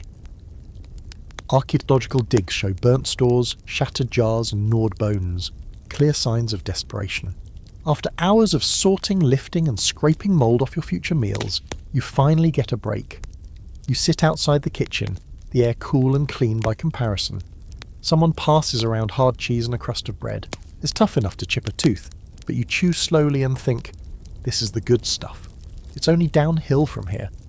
You overhear a guard murmuring to a cook, "If this drill turns real, I'm heading to the stables. Horse meat's better than rats." The cook just nods solemnly. Neither of them is joking. You think about the stores, the mould, the boiling vinegar meat. You think about how long you'd last if you had to depend on those cellars. And you think, most uncomfortably, about what happens when even the rats are gone. That night, you lie on your back and listen to the creaking above, to the echo of footsteps in the passage beyond, and to your own stomach, gurgling faintly from something you ate that probably shouldn't have been eaten. You understand now that siege survival isn't just about walls and weapons, it's about endurance. About how long you can go on chewing dry bread and pretending it fills you. About how much you can eat while knowing what it used to be, and who it used to be for. You fall asleep hungry, and that's a feeling you'd better get used to. By now, your body's begun to adjust to the routine, waking up stiff, eating meals that feel like punishments, spending the daylight hours learning which parts of the castle want you dead this week. But no amount of familiarity prepares you for what you discover today. The inside of the castle is somehow worse than the outside. Because once you're sealed in for real, you're not just dealing with hunger or boredom, you're dealing with plague. The sickness arrives quietly. No dramatic coughing fits or bleeding eyes at first. Just a few people complaining of headaches. Then a strange silence as the kitchen serves smaller portions with fewer hands. Someone mutters that a stable boy hasn't been seen in 2 days. Another says the Castellan steward looks pale, and not the good kind of pale. You start noticing buckets appearing in corners, not for water, but for vomit. And that's when you realise the castle isn't just a fortress, it's an incubator. You've been placed on inner patrol for the day, checking corridors and hauling waste to keep the hallways clear. A nice way of saying go pick up the things that smell bad and walk them very far away. So you do. 1 bucket, 2 buckets, 3, some filled with straw, soaked in something you don't want to think about. One with a rat corpse floating in sour water. You hold your breath, but the stench finds a way into your throat anyway. It always does. Then you get called to the chapel. That's when you know it's serious. The chapel's usually quiet, used for mumbling prayers no one really believes in until the arrows start flying. But today it's been converted into a makeshift infirmary. The pews are gone, straw beds line the stone floor, each holding someone who looks like they lost a fight with a ghost. Pale faces, shivering limbs, eyes sunken like holes in the soul. One woman tries to speak and ends up coughing something black into a rag. A young boy rocks back and forth in the corner, whispering to himself. You're told to help burn the soiled linens. It's an honour. The head healer, an older woman with grey streaks in her braids and a permanent scowl, snaps orders like she's conducting an orchestra of decay. Don't touch the bodies unless you have gloves. Don't breathe through your mouth. Don't let them cough on you. And if you feel a fever coming on, come back here, not the barracks. Understand? You nod, too afraid to say no. She hands you a bundle of bandages so soaked with fluid they feel like wet leather. You take them to the fire pit in the courtyard and drop them in. The flames hiss like they know what you're feeding them. Here's the gruesome reality. Once plague enters a castle, it's almost impossible to stop. The walls that keep an enemy out also keep the sickness in. No airflow, shared food, shared sleeping spaces, rats that crawl through pantry shelves and bite whoever's sleeping closest to the door. And people don't want to admit when they're sick, not until it's too late. No one wants to be the first one taken to the chapel floor. So let's pause here for your historical fact. Disease was one of the greatest killers in medieval sieges. Not war, not starvation, not arrows or boiling oil. Disease, bubonic plague, typhus, dysentery. Once an outbreak began inside a confined space, it spread faster than wildfire through dry timber. Siege records often list sickness as wiping out half a garrison before the enemy even breached the wall. And here's your quirky detail just for flavour. In at least one documented siege, the attackers catapulted plague corpses over the walls just to infect the defenders. That's right. Weaponised disease. You'd wake up to find a body in your courtyard bloated and stinking, and by the time you hauled it to the moat, the rats had already done their part. Today's open debate among scholars is less about whether plague spread in castles, it absolutely did, and more about how people responded. Some claim medieval lords understood the basics of quarantine better than we give them credit for, enforcing isolation, burning contaminated items, and sealing off rooms. Others argue that superstition ruled the day, incense, prayers, and bleeding patients with leeches. Helpful? Not really. Hopeful? Sure. Back in the chapel, you're told to change the straw in the corner beds. One man groans softly as you work around him, his skin burning with fever. He's not that old, maybe 30, maybe younger. But his teeth chatter, and when he looks at you, it's with a kind of exhausted terror. Not the fear of dying, he's already past that, but the fear of how it's going to happen. Slow, cramped, dirty, alone. You want to say something comforting, but what would you even say? Hope you die quick. So you keep your mouth shut and finish the chore. Later you ask one of the guards how the sickness got in. He just shrugs. Could be anything. Rat bite, bad meat. A traveller touched the wrong door, doesn't take much. Then he leans in and whispers, "Some think it's the moat. Too close to the drinking well. You ever seen what's floating in that thing?" You have. You wish you hadn't. By sunset, the chapel has 5 more beds than it did this morning. They're filled. No one talks about it. The rest of the castle keeps moving like everything's fine. Training continues, patrols are assigned. The kitchen still simmers its endless soup, but no one meets your eyes. Everyone's listening for the coughs. That night, you're not allowed to sleep in the barracks. You and 3 other helpers are quartered in the outer storeroom, away from the rest, just in case. You roll up in your blanket, staring at the wooden beams overhead, feeling the soreness in your throat and trying to convince yourself it's just the smoke from the fire. The silence is thick. One of the others snores. Another murmurs a prayer. You stare at the door, wondering if you should lock it, wondering if someone will come knocking. Or worse, stumble in, pale and shaking, with eyes already glassy and voice already gone. The castle is silent now, but it doesn't feel peaceful. It feels like it's waiting, breeding. Because stone walls don't keep out death. They just trap it inside with you. You start the next day in a daze, bleary-eyed and bone-weary. Sleep, if it happened at all, came in tiny pieces, like crumbs left behind after a feast. The storeroom was cold and damp, and one of the other helpers thrashed in his sleep all night, muttering nonsense. Probably dreams. Hopefully dreams.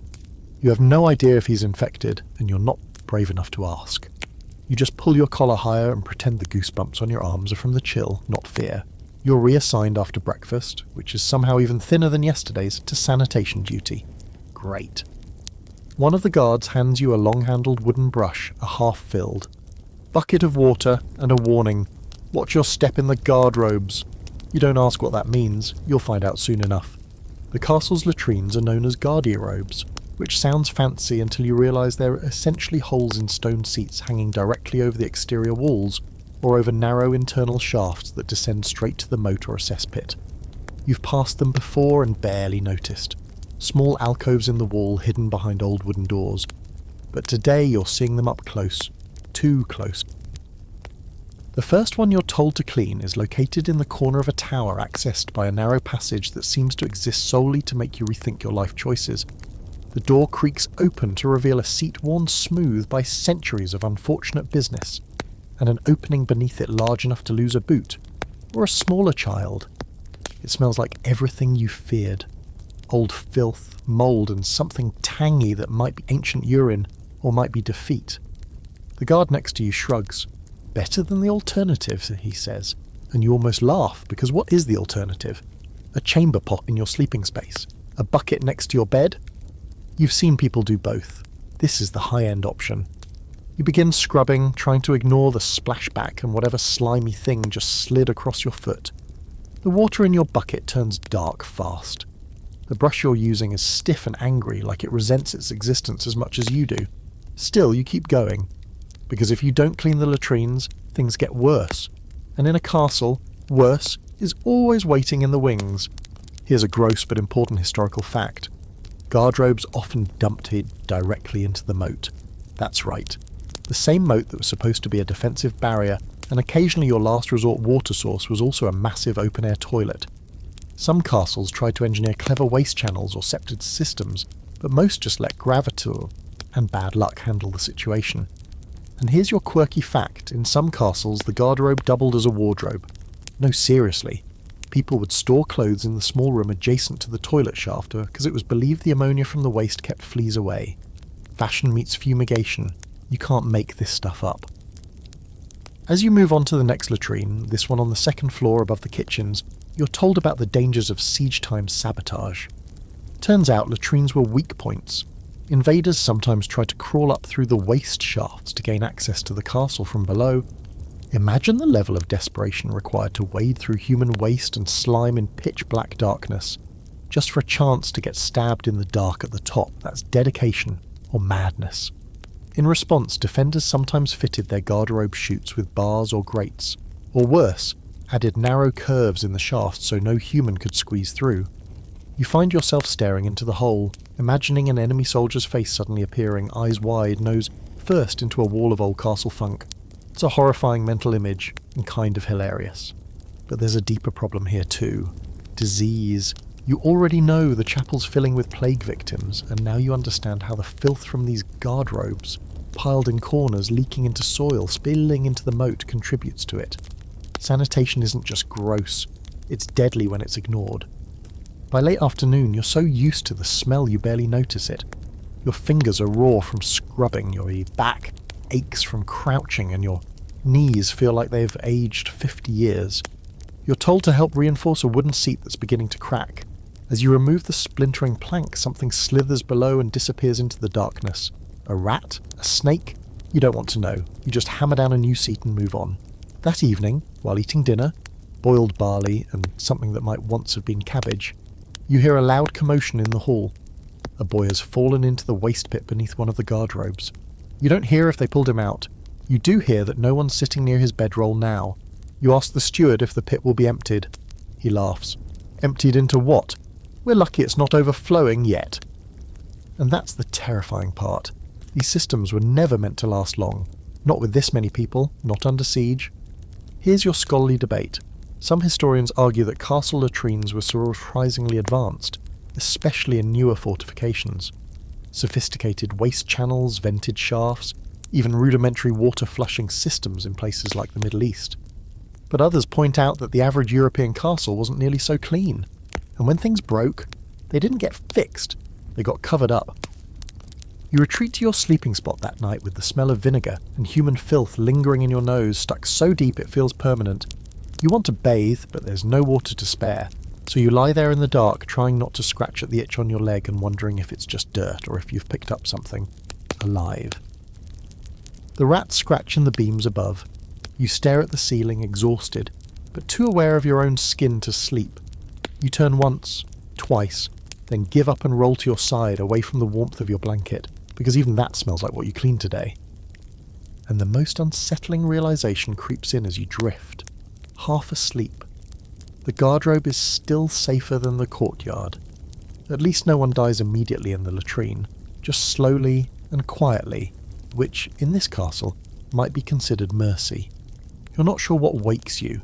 Maybe the clanging of iron against iron, maybe the howling wind squeezing through the cracks in the stone walls. But when your eyes snap open, you know immediately it's your turn on night watch. Again, you feel like your body's been borrowed and returned badly. You sit up, pulling on your tunic with hands that don't want to bend, and shuffle out to meet the same miserable shift rotation you've come to know all too well. Tonight, you're assigned the eastern parapet. That's the long stone wall facing the forest, the one everyone agrees is quiet, until it very much isn't. You climb the stairs with a half loaf of hard bread in your pocket, boots scuffing the steps, and make your way along the ramparts. The wind up here is merciless, slicing straight through the layers of wool and linen, like you're wearing nothing at all. You wrap your cloak tighter and lean into it, blinking against the cold. The castle at night is a different creature. Gone are the training shouts, the clang of forges, the grumbling of servants. Now it's quiet, eerily so. You can hear the flag snapping overhead, the occasional snort of a horse in the stables below, and your own heartbeat, loud in your ears. The stars hang cold and indifferent above you, and in the distance the tree line looks like a row of silent giants waiting to move. You meet your postmate, a guard named Bren, whose armour is held together more by stubbornness than straps. He gives you a nod and not much else. That's fine. Talking wastes warmth. You both settle into place behind the crenellations, spears close, eyes scanning the dark. Every few minutes you step to a different section and peer through the gaps in the stone. Sometimes you're sure you see movement. A flicker in the trees, a shadow between two rocks. But it's nothing. Always nothing. Probably. Time slows to a crawl. The cold sinks deeper, past your skin, into your ribs, your joints, your soul. You stamp your feet, flex your fingers, huddle tighter. You'd do anything for a fire. But fires on the wall are a luxury reserved for well-funded castles, and yours is not that. Here's the reality. Night watch is brutal. Not because of what might happen, but because nothing usually does. It wears you down, hour by hour, thought by thought. You start to imagine things, sounds that aren't there, shapes that move, eyes that might be watching. Here's your historical fact. Night watch rotations in castles were often short, 1 to 2 hours max, because long shifts could lead to frostbite, hallucinations, or worse, a dozing sentry. And a sleeping guard during a siege? That's how castles fall. Some lords enforce strict penalties, whipping, imprisonment, even death, for falling asleep on the wall. You might be a soldier, but you're also bait. Stay awake. Your quirky fact. Some castles had designated alarm pots.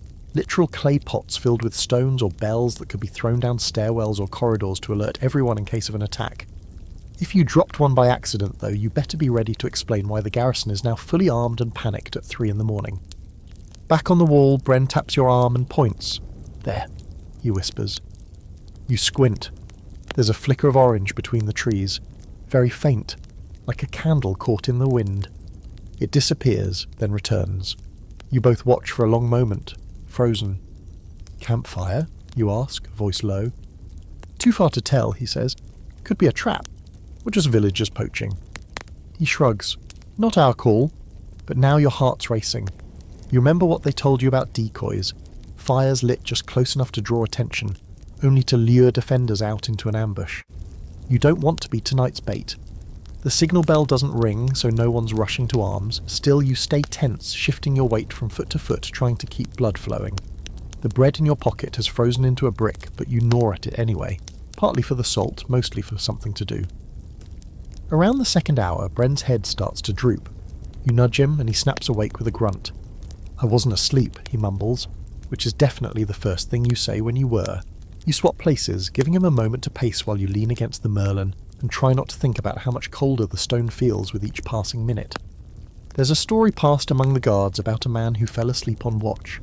When he woke, the enemy was already in the courtyard. The next morning the lord had him nailed to the wall. You're not sure if it's true, but the lesson sticks. Scholars debate just how common actual night attacks were. Some say most battles were fought by daylight, when command structure could function and formations held. Others argue that nighttime was perfect for small incursions, scaling parties, sappers, assassins.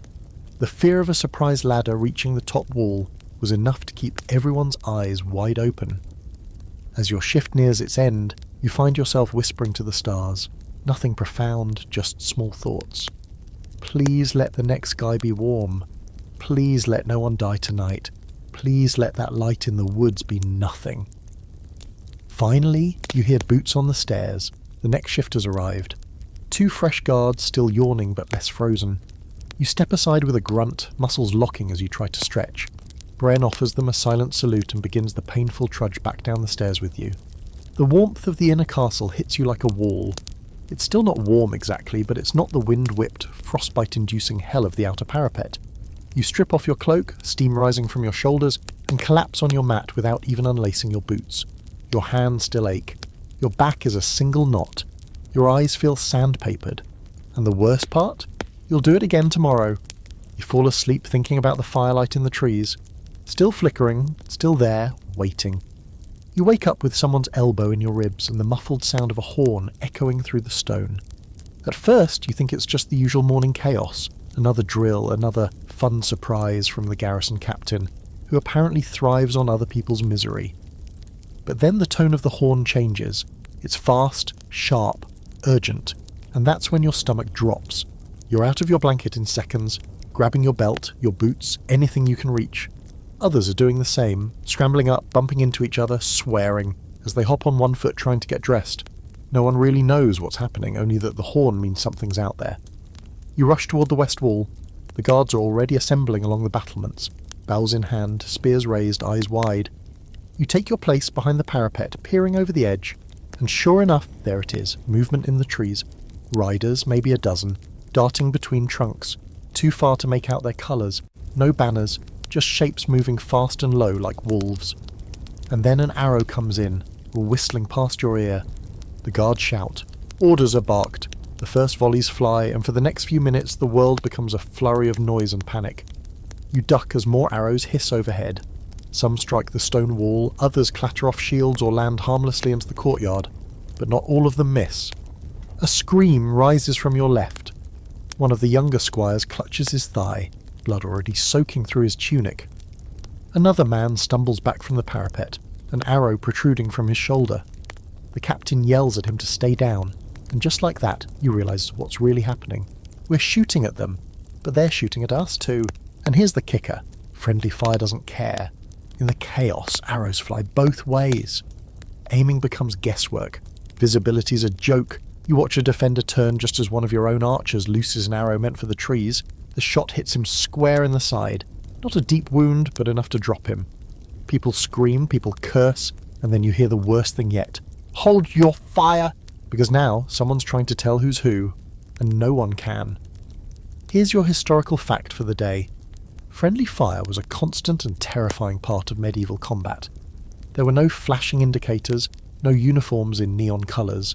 You couldn't always tell an ally from an enemy, especially at a distance or in the fog of war. When arrows flew, they didn't come with names. In sieges especially, defenders often accidentally hit their own. In the dark, during storms, amid the smoke of fire or pitch, archers loosed arrows into shadows that turned out to be their own patrols returning to the gate. People died for being in the wrong place at the wrong second. Your quirky fact? In some sieges, messengers carried long wooden paddles with painted symbols to identify themselves from above, like medieval "don't shoot" signs. Didn't always work. One poor soul reportedly waved the wrong paddle during a night mission, and got skewered by 3 arrows before he could even explain. Back on the battlements, you're doing everything you can to stay out of the way. The archers are leaning hard into the loops, arrows hissing overhead like angry hornets, and you realise something awful. No one's tracking the count. No one knows who's firing where. Some of the arrows are being returned, yes, but not all of them. Some are being fired in panic into nothing. You duck just as another friendly archer spins to fire along the wall and looses his arrow a fraction too early. The shaft clips the helm of the man beside him, sending it spinning. No blood, thankfully, but the force knocks him backward against the stone. The archer swears. "I didn't see him," he says, and you believe him. The chaos is total. The captain is roaring now. "Identify your line, keep your targets forward!" But it's too late. 2 men are down from misfires. One is bleeding from a shallow graze to the face, his own comrade's arrow having skipped off the wall and sliced him across the cheek. The kind of wound that gets infected in these conditions. And here's the thing, they knew this could happen. Everyone knows it could happen. There's even a protocol, staggered positions, clear shooting lanes, elevation awareness. But when the fight begins, all of that goes out the window. You're not calculating angles, you're trying not to die. And sometimes your own side becomes the threat. By the time the skirmish ends, the trees are quiet again. The riders are gone, melted into the forest like ghosts. No one knows what they were doing, scouting maybe, testing the defences. No one really cares right now, the real damage is inside the walls. 4 wounded from arrows, 3 of those from friendly fire. One of them lies very still. You help carry him down from the battlements. He's young, you don't even know his name. He has curly hair matted with blood and a single shaft sticking out of his lower back. It wasn't a clean hit. He gasped once when you lifted him. Now, nothing. The healer doesn't even look hopeful, just sighs and moves on. You spend the afternoon with the others cleaning the blood from the stone. There's no ceremony, just water, rags, and silence. One of the archers who hit someone won't speak. He's in a corner of the yard, staring at his bow like it betrayed him. Maybe it did. Here's your scholarly debate. Some argue that friendly fire in medieval battles was rare. Trained archers knew how to space themselves, how to read the field. Others say it was far more common than reported. The confusion of battle, especially during sieges and ambushes, made it inevitable, and no one liked to record their own mistakes. You sleep light that night, helmet by your bed, spear at arm's reach. Not because you expect another attack, but because you now understand something awful. The walls don't just shield you from what's out there, they can't protect you from what's in here. Your comrades, your friends, even your own trembling hands. Because in a castle, everyone's armed, and panic makes accuracy optional. They don't call it the dungeon, not out loud. That word has too much drama, too much storybook flair. Instead, they call it the lower hold, or if they're feeling particularly neutral, the stone chamber beneath. But when the Castellan tells you this morning that you're needed below, you know exactly where you're going, and your stomach sinks like a rock in the moat. The entrance is small and unassuming, just a narrow door at the base of the central keep, with rusted hinges and a lock the size of your fist. A guard unlocks it with a ring of keys that jangle like bones. Inside, a steep winding staircase curls down into the dark. You descend slowly, each step colder than the last. The walls weep moisture, the air is stale and iron-scented, and somewhere far below, water drips with a maddening rhythm. Drip, drip, drip. At the bottom, a short corridor stretches forward, ending in a small iron gate. Through it lies a chamber carved from the bedrock itself. You wouldn't even call it a room, it's a cavity. Cold, black, and barely tall enough to stand in. Chains hang from the wall, some still stained with rust, or maybe not rust. You've been told to help move a prisoner, and now you're standing face to face with what a medieval castle does to someone it doesn't kill outright. The man is slumped in the corner, hands bound in front of him with rope that's grown into his skin. His face is half-bearded, half-gaunt and bruised around the eyes. He doesn't even look up when the door opens. You wonder how long he's been down here. A week? A month? Time doesn't mean anything in places like this. The guard beside you nudges him with a boot. On your feet! The prisoner groans but doesn't move. The guard shrugs. Then carry him. And just like that, you're pulling the man up under his arms, his weight shockingly light. He smells like damp wool, rot, and something more bitter, like old fear. You haul him to a small side chamber where someone, some merciful soul or cruelly precise official, will question him. You're told to stay outside during the process. You can still hear it, though. The murmuring voices, the scraping of a chair, the wet cough that follows, then silence. That's somehow worse than any scream. Here's your historical fact, Ors. Medieval dungeons weren't always about torture. In many castles they were used primarily for containment. Noble prisoners were often treated with a surprising level of respect, given cots, food, even reading material. But lower-ranked enemies, suspected traitors, or unfortunate peasants caught stealing bread, they got this: stone cells, minimal light, no sanitation. Sometimes chained to the wall, sometimes just left in a hole and forgotten. And here's your quirky fact of the day. In one English castle, they found a prisoner's skeleton still shackled to the wall, except the wall had been sealed shut. A new corridor had been built over the old cell, trapping the man in complete darkness until he died. Was it intentional, a mistake? No one knows. But he's still there, When the door finally creaks open again, the man is limp but alive. Barely. The guard waves you in, and you carry him back to his cell. No one speaks. You lay him down as gently as you can on the thin pile of straw, and for the first time his eyes meet yours. Not a plea, not even anger, just emptiness, like someone who's already buried himself inside his own mind. And the worst part? You still don't know what he did. You ask the guard later, trying to sound casual. He shrugs. Could be anything. He was caught climbing the wall. Could have been a scout, or just a drunk with bad aim. You ask if anyone's certain. The guard raises an eyebrow. Don't need to be sure, just need to be safe. That sits with you. You're dismissed, told to wash before returning to the barracks. You don't bother asking where. The water for bathing is reserved for people who didn't just come from the lower hold. You scrub your hands with a rag until the skin turns red. You still feel the rope marks on the prisoner's arms when you close your eyes. That night you ask one of the older guards if he's ever been inside the cell himself. He laughs, a dry, mirthless sound. Once, long time ago, caught stealing rations during a winter siege. Just wanted to feed my brother. He doesn't elaborate. You don't ask what happened to the brother. Here's the scholarly debate. Just how cruel were medieval dungeons, really? Some argue that torture was rare and overblown in modern imagination, used sparingly, mostly for extreme cases. Others point to surviving records of Iron Maidens, the rack, the boot, and devices so specific in their pain delivery, you wonder what kind of minds came up with them. The truth, likely, lies somewhere awful in between. After dinner, a stew is so bland you're not sure it ever touched a spice. You lie back on your mat and try not to think about the man in the lower hold, but your mind returns to the sound of dripping water, the iron tang of the air, the way the cell swallowed light like a throat. You think about justice, about guilt, about how easy it is to disappear in a place like this. One bad moment, one wrong accusation, one look at the wrong nobleman, and down you go, into the stone belly of the castle where time freezes and names are forgotten. And no one outside will ever know, because the castle doesn't care why you're down there. It only cares that you are. The fire starts during the noon meal. One moment you're gnawing on a piece of stale bread that could double as masonry. The next there's shouting from the upper levels, then smoke curling down the stairwell like some ancient warning.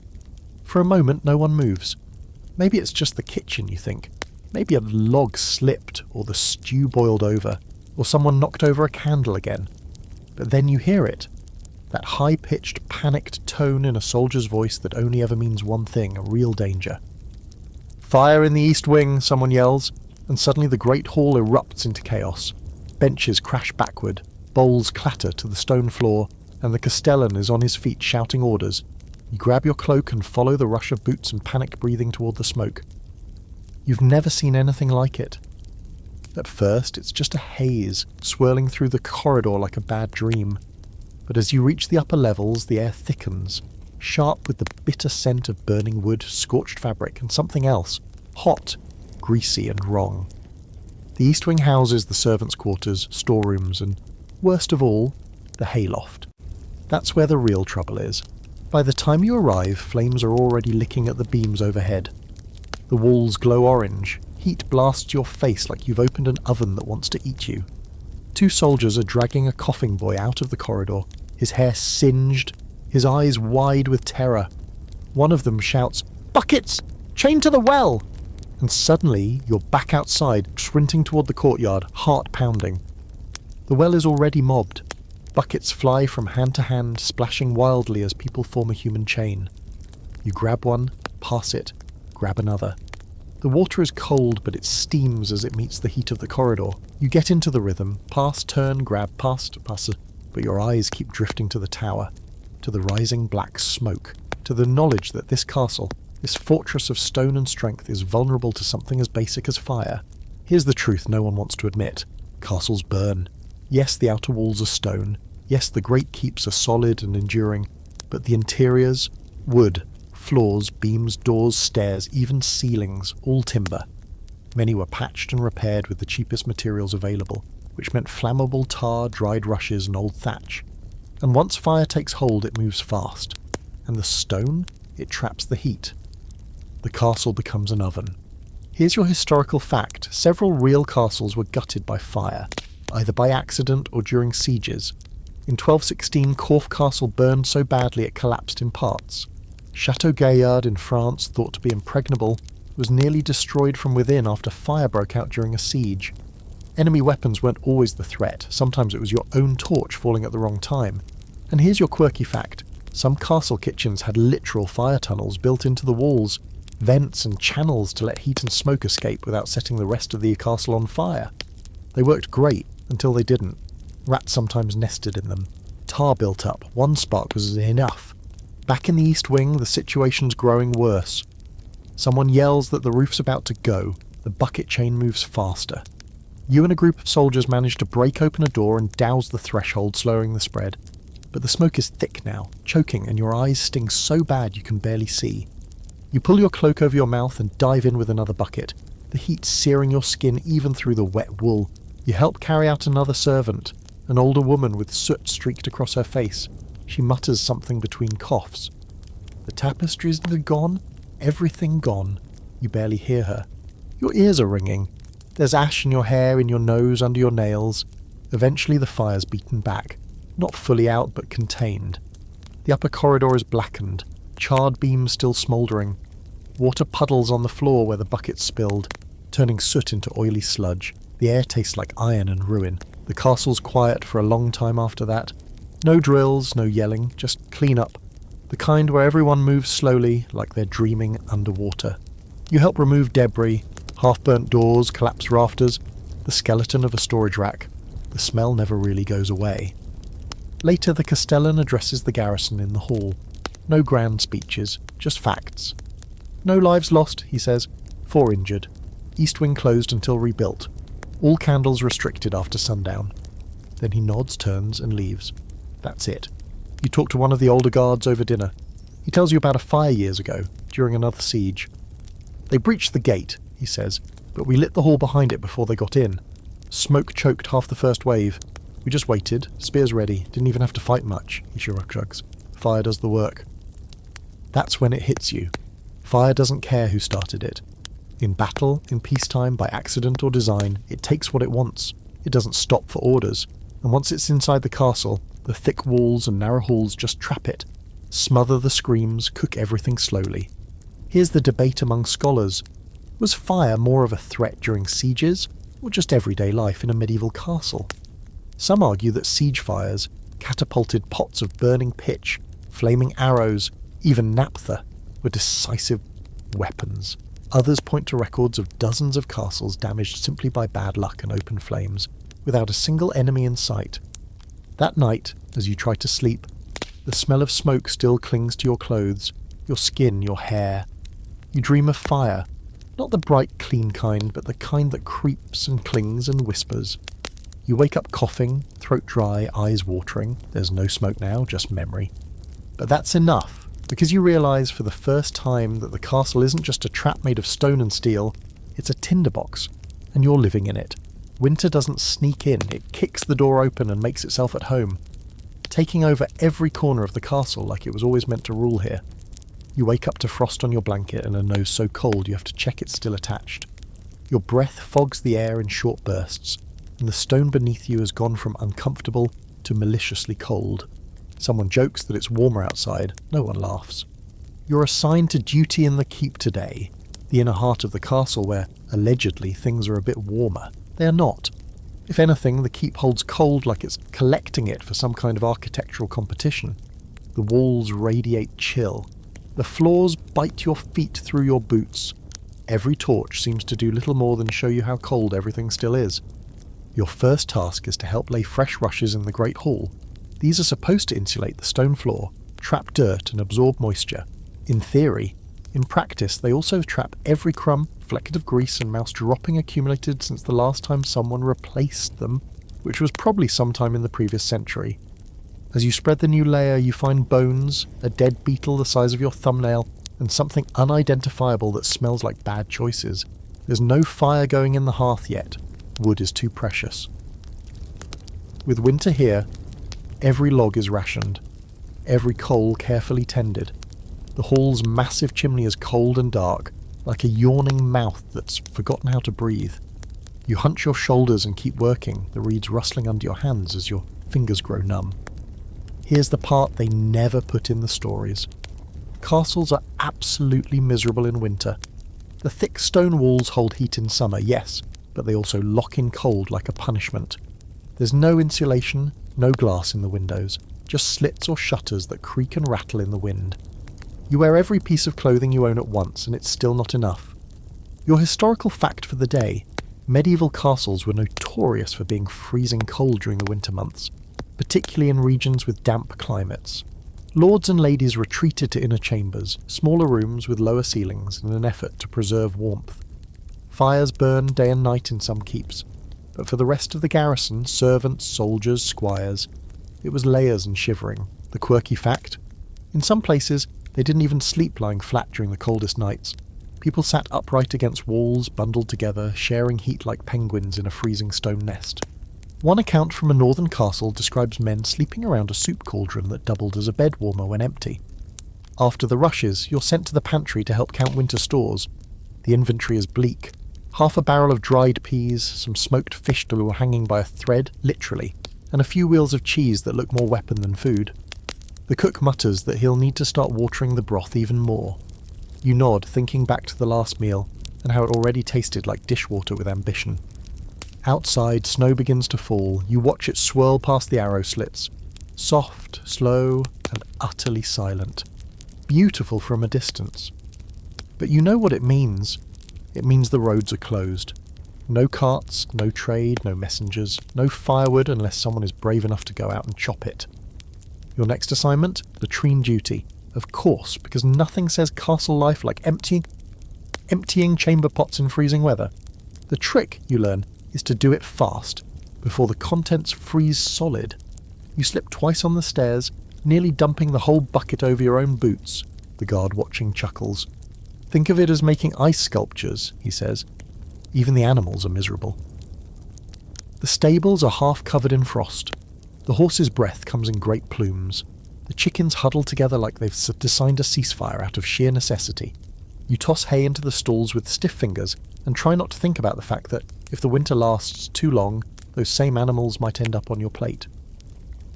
At dinner, you're handed a wooden bowl of what they're still calling stew. You don't ask what's in it, you just eat. Slowly, carefully, like you're trying not to make the food angry. It's warm, at least. That's all that matters now. Later that night, in the barracks, people start whispering about firewood. Some claim there's still a hidden pile somewhere near the chapel. Others say the Castellan has stashed a personal supply in the upper keep. And someone, not you but someone, is going to go looking for it. That's how castle winters go, not just freezing, but tense. Everyone's cold, everyone's hungry, everyone's looking for someone else to blame. Here's your scholarly debate. Did medieval castles really get as cold as modern people imagine? Some argue that thick tapestries, wool clothing and central hearths kept things reasonably comfortable. Others point to contemporary complaints from nobles themselves. Letters describing unbearable draughts, frostbitten fingers, and hot wine turning cold in the cup. The evidence leans toward, yes, it was awful. You wrap yourself in your cloak and lie down on the rushes, curled like a dying spider. Your breath curls upward, and for a second you can almost pretend it's smoke from a warm fire, but it fades, and you're still freezing. The man beside you mumbles something and pulls his cloak tighter, and you inch closer, not for friendship, just survival. There's no real sleep, just a few hours of shivering in the dark, waiting for morning, waiting for spring, waiting for warmth to find its way back through the stone. The castle isn't trying to kill you directly now, it's just letting winter do the work. You've been dreading this day since the first time you laid eyes on the wall's outer edge, the part where the siege ladders would go, the part where people climb, where people fall. Today you're the climber. The captain's voice had a note of casual cruelty when he announced the drill this morning. Ladder training. You lot are storming the castle. Someone behind you groaned. Someone else swore. You just stared ahead, already feeling your stomach start to rebel. Now you're outside the walls, in a training yard rigged to mimic the real thing. The castle gates stay shut behind you like the teeth of some beast that only lets blood go in. On the ground, a pile of wooden ladders, notched and splintered, leaning against the towering stone. They look like oversized garden tools built by lunatics. A few are roped together with questionable knots. One of them already has a broken rung, and another looks like it was repaired with a butchered chair leg. The walls loom above you, 40, maybe 50 feet high, narrow crenellations on top, murder holes above that. You know what's up there, arrows, rocks, boiling, whatever. And defenders who see you as little more than a climbing rat. You're handed a shield, not to use, just to haul, and a dulled practice sword that might as well be a stick. The captain's instructions are simple. Climb, don't fall, try to touch the top. If you make it, we might not mock you. The first man goes up fast, eager. He makes it about halfway before his boot slips. He screams and hits the ground with a crunch that shuts everyone up for a solid 5 seconds. He doesn't get back up. The medic hurries over. You're next. You grab the ladder. It's colder than expected. You plant your foot on the lowest rung, lift your body and start to climb. At first, it's not so bad. Your arms and legs move together in rhythm. The wood creaks, but it holds. You're maybe 10 feet up when the wind hits you, sharp, insistent. It cuts across your face and pushes you into the wall, scraping your fingers on the stone. You keep going. 15 feet up, your legs start to burn. 20 feet, your arms shake. The ladder wobbles under your weight. And then you hear it. The slap of something landing just to your right. You glance down. Someone threw a training sack from above. Simulated debris. It missed you. This time. Another comes, and this one hits the ladder. The whole thing jolts. Your fingers slip. You slam your chest into a rung and hang there, gasping until your grip returns. You look up. The wall stretches on like a promise it never intended to keep. A veteran on the ground shouts up, "You're already dead. Just fall like a hero." It's meant as a joke. You're not laughing. Here's your historical fact. Siege ladders were one of the most direct and most dangerous methods of assaulting a castle. Soldiers climbed under fire, often burdened with armour, shields and weapons. Defenders rained arrows, rocks and boiling substances down. The success rate? Abysmal. It was less a tactic and more a sacrifice. And here's your quirky fact. Some armies tried to boost morale by attaching bells to the top of ladders. The idea was, if you heard the bell ringing at the top, it meant someone made it. Of course, most of the time the bell never rang, or if it did, it was quickly silenced by a crossbow bolt. You finally make it to within arm's reach of the top. One of the guards leans over with a practice spear and gives you a gentle prod in the forehead. It's not hard, but it's enough. You lose your balance. Your left foot slips. Your grip goes and you fall. It's fast, stupid and humiliating. You don't hit the ground like the first man. You bounce once, then land hard on your side. Pain blooms across your ribs, and for a second you can't breathe. Then the laughter starts. Some from the wall, some from your fellow climbers, even the captain chuckles. 10 points for dramatic form, he calls. You stagger to your feet, limping slightly. Your sword is gone. Your shield's cracked. You're sore in places that were already sore. And the ladder? It just stands there, daring someone else to try. The next group goes up, and the next. By mid-afternoon, 5 people have fallen. 2 limped away. 1 broke a finger. Another twisted his ankle so badly the bone might be chipped. The last guy made it to the top, touched the stone and got clobbered with a sack of sand so heavy he dropped his sword as he collapsed over the parapet. Safely, thank the saints. You sit on the ground, nursing a swollen wrist, and stare at the ladder, like it personally insulted your family. There's an argument among scholars about the use of siege ladders. Some say they were mostly symbolic, used to divide defenders' attention or support larger breaches.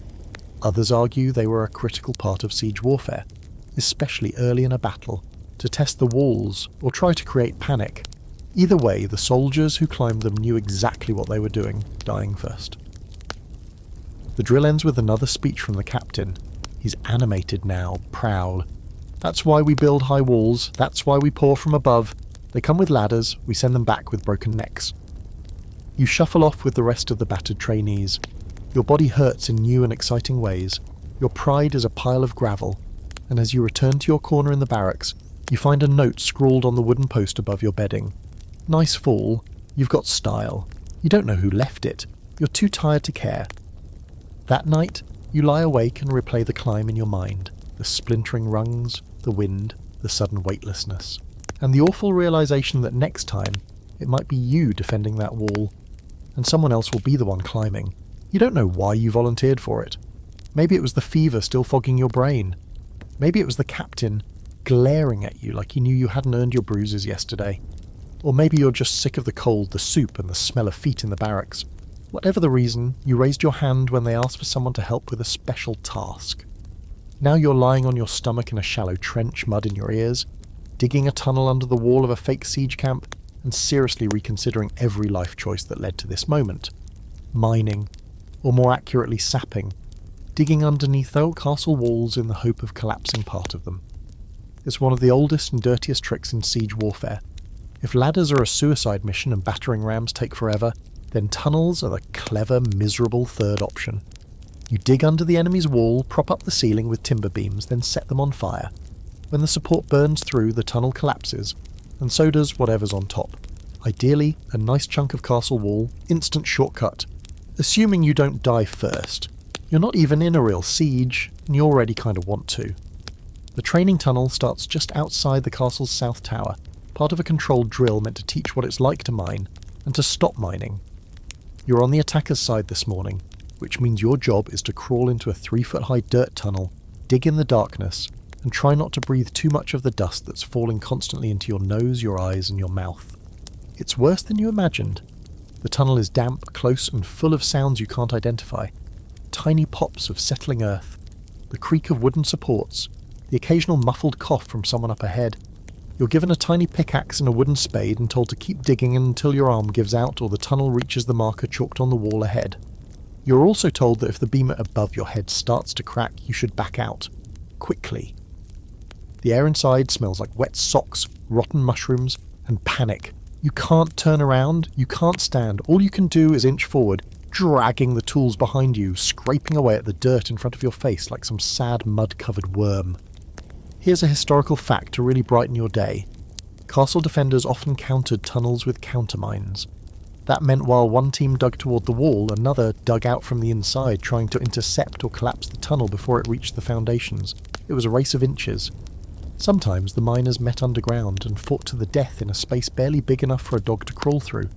And yes, people absolutely died in these tunnels. Collapses were common, so was suffocation. The air could turn deadly if the tunnel wasn't ventilated, and no one had the luxury of oxygen theory in the 13th century. You breathed what you had and hoped for the best. Your quirky fact. There are records of miners being rewarded with gold if their tunnel caused a wall to fall, but if it collapsed too soon and crushed their own team, their families were charged for the repairs. Nothing says employee appreciation like being taxed posthumously. Back in the tunnel, you finally reach the chalk mark. You stop digging and tap the wooden beam above your head. Nothing. You tap again, harder. Still no sound. That's good. Maybe. It means it's not actively about to collapse. Probably.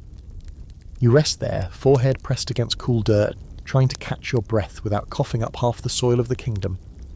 Then you hear it, scraping from the other side. At first you think it's just your own echo, but it continues, rhythmic and wrong. There's someone digging toward you. The defenders are running their own drill, and the counter-tunnel is intersecting yours. You freeze. The instructors didn't mention this happening today. You're not supposed to be this far in.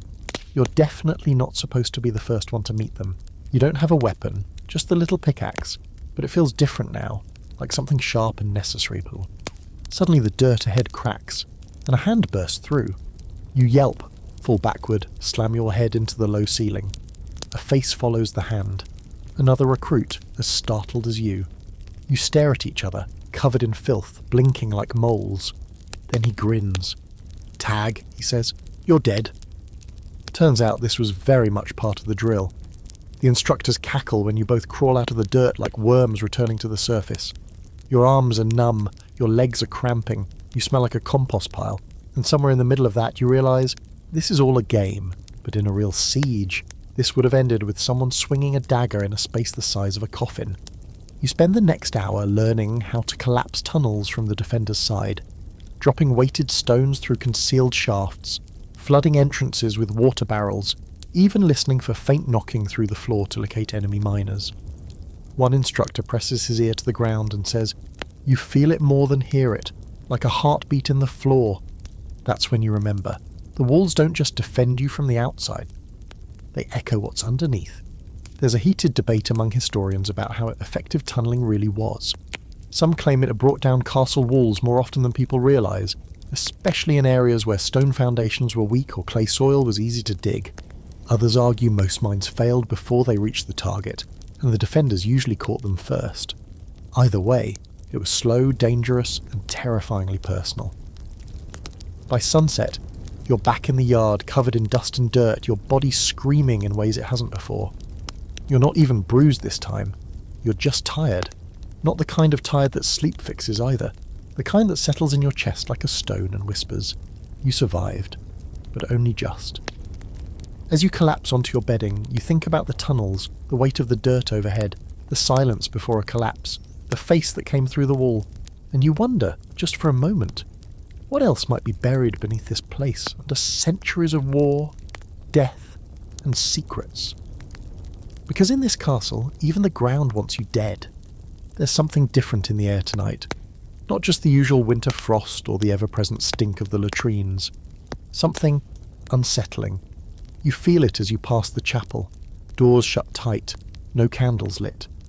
You feel it as you walk through the courtyard, where no one is laughing, not even the guards, and you feel it strongest when you see the row of heads on the wall. They weren't there yesterday. You stop mid-step. Your breath fogs the air in front of you, but the chill crawling down your spine has nothing to do with the temperature. There are 5 of them, fresh, barely stiff, all enemy scouts, or so the garrison says. Beards frozen stiff, eyes closed or missing. One has his mouth open in what could be a scream or a yawn. Hard to tell. Either way, they're mounted high on the parapet spikes like grotesque decorations for some holiday you never want to celebrate. The guards don't even look at them. That's how normal this is. You've heard of psychological warfare before. You just didn't think you'd be standing under it, watching frost gather in the nostrils of the dead. The captain passes behind you and mutters, "It's messaging. We say, this is what happens when you get too close." You nod, slowly. He walks off, humming. Later, you're told to help clean up the yard. Not bodies, those are gone, but the remains. A severed boot with a foot still in it, a broken spear, a blood trail that leads to nowhere good. You find a child's doll lying face down in the mud, missing an arm, and for a second, it's just too much. You leave it there. Here's your historical fact. Severed heads on castle walls were not just for show, they were strategic, meant to demoralise attackers, warn off traitors, and make sure no one thought too hard about switching sides. Some castles even kept a stash of preserved heads in salt to be displayed as needed. One particularly grim record notes a head being brought out twice, because the message still applied. Your quirky fact? In a few cases, castles used fake heads, painted gourds, straw-stuffed helmets, even pig heads dressed in helmets, if the real thing wasn't available. They'd display them at a distance, high on the battlements, and the enemy rarely got close enough to notice the difference. It was the silhouette that mattered. Fear doesn't need details. You're stationed later that day by the gatehouse, told to keep watch on the outer path. Not because of an impending attack, but because a cart is arriving from the nearby village with supplies. Apparently someone had enough nerve or enough coin to smuggle food past enemy scouts. Risky business. When the cart finally arrives, it's piled with hay, barrels, and a single wooden crate that clinks when it moves. But something's wrong. The driver is nervous, jumpy. His eyes dart between the guards. His hands tremble when he hands over the papers. Then he says something strange. "It's not just scouts anymore," he whispers. "They're sending messages too." You lean in. What kind of messages? He doesn't answer. He just nods toward the rear of the cart, and you look. Under the tarpaulin, beneath a pile of rags, is a head. Not a soldier's. A young man, maybe 20, clean-shaven, mouth stuffed with straw like a kidole. You step back. The captain arrives, sees it, doesn't blink. He turns to the driver. "Where was this found?" "On the road," the man whispers. "Propped up like it was watching, dressed like one of ours. It wasn't, though, don't recognise him, just placed there." You carry the crate of food inside and leave the head for the others. There's no ceremony. It goes to the same spike-riddled wall. One more face added to the wordless conversation between two sides, locked in hate and cold and dread. That night you're pulled into the main hall for something different. A morale ritual. A feast of sorts. Bread, wine, dried fruit, small rations from stores that were supposedly off-limits. The Castellan raises a toast. To victory, to strength. To showing them we're not afraid. The guards drink. Some laugh too hard. One starts singing a war song and stumbles over the lyrics. The tension in the room isn't lifted, it's buried under noise and red wine. You're sitting near the fire when someone beside you leans in and says, "You know what they used to do in the old wars, catapult heads back over the walls, send them flying into the other side's camp." You nod slowly. "So we're not unique." He smiles grimly. "Nah, we're just next." There's a scholarly debate about just how effective psychological warfare really was during medieval sieges. Some say it did more damage than swords, weakening morale, planting doubt, sowing fear. Others argue that it hardened defenders, united them through shared horror, that the heads on spikes and corpses in trees only made people angrier, depended, they say, on how close you were to cracking already. As you leave the hall, full but unsettled, you glance back up at the battlements. The heads are still there, lit faintly by torches. Snow gathers in their hair. Their expressions don't change, but somehow they seem to watch you, not as enemies, just as warnings. You return to your blanket, curl into yourself, and try to find warmth in a fortress that's playing a very old, very cruel game. You think about the enemy outside the walls, the faces they've seen, the heads they've mounted, the fires they build, and the songs they sing in languages you don't understand. They are doing the same thing you are, surviving. You don't sleep well, because the war isn't just out there anymore, it's in your mind. You've spent so many days surrounded by soldiers, you've almost forgotten that the castle isn't just steel and stone, it's also silk and whispers. Today the steward tells you that your regular duties are suspended. No mucking, no guard rotation, no night watch. You've been summoned by her, the lady of the castle, and you try not to look nervous, but the smirk on the steward's face tells you it's too late. He hands you a rough-spun tunic that doesn't fit, tells you to scrub your hands, and warns, "Mind your mouth." She's sharper than any blade hanging on those walls. The ladies' quarters are on the upper level of the keep, behind a heavy oaken door carved with a lion and a hawk. You're ushered in by a pair of guards who glance at you like they know exactly how far beneath this room you normally operate. The air inside is warm, shockingly warm. There's a brazier burning in the corner, and thick wool tapestries lining every wall. You half expect music, a feast, maybe some perfume in the air. But no, it's quieter than the grave. She sits at a large table by the window, not wearing a crown, not in some ridiculous gown, but in layered wool and a sturdy leather belt. Her hair is braided back, her hands ink-stained. She's writing furiously in Latin, and doesn't look up as you enter. You stand there like a fool, not sure whether to bow or run. Eventually she speaks. "You can read, yes?" Her voice is even, not unkind, but not patient either. You nod. A little. "Good, sit." You obey. She hands you a bundle of letters and a list of names. Nobles, merchants, militia leaders. You're going to help copy. There's ink, quills, parchment. Use both hands if you have to. It doesn't have to look pretty. It has to get done. And just like that, you're part of something you didn't even know existed. The castle's other war. The lady isn't here to smile at parties or flutter across balconies. She's running logistics, politics, information. She reads every report from the scouts, weighs the rations by head count, manages correspondence to distant lords who might send help if the siege turns real. She's been fighting since before you learned which end of a sword to hold. You spend hours copying letters, declarations of loyalty, warnings about enemy movements, instructions for supply wagons that may never arrive. The lady reads each one over your shoulder, correcting without apology. She doesn't praise, she just nods once and moves on. Around noon, a maid brings in food. Simple bread, cheese, wine. The lady eats standing. You chew slowly, careful not to drop crumbs on her paperwork. She tells you between bites about a siege she lived through as a child. Another castle. Another winter.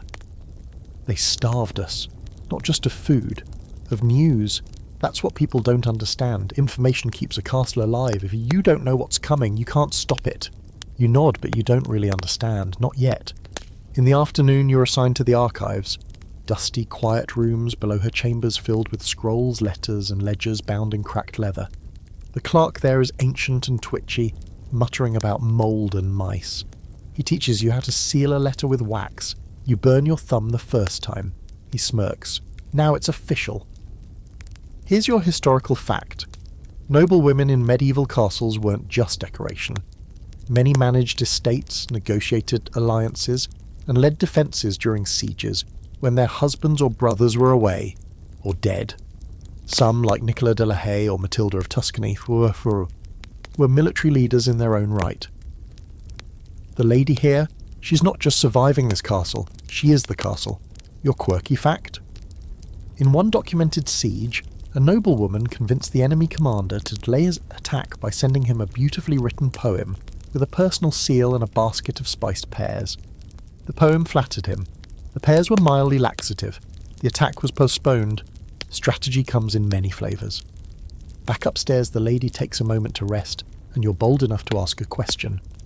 What happens if help doesn't come? She looks at you then. Really looks. Then we last longer than they do. She says it without flinching, without bravado. Just fact. Evening falls, and you're sent back to your barracks.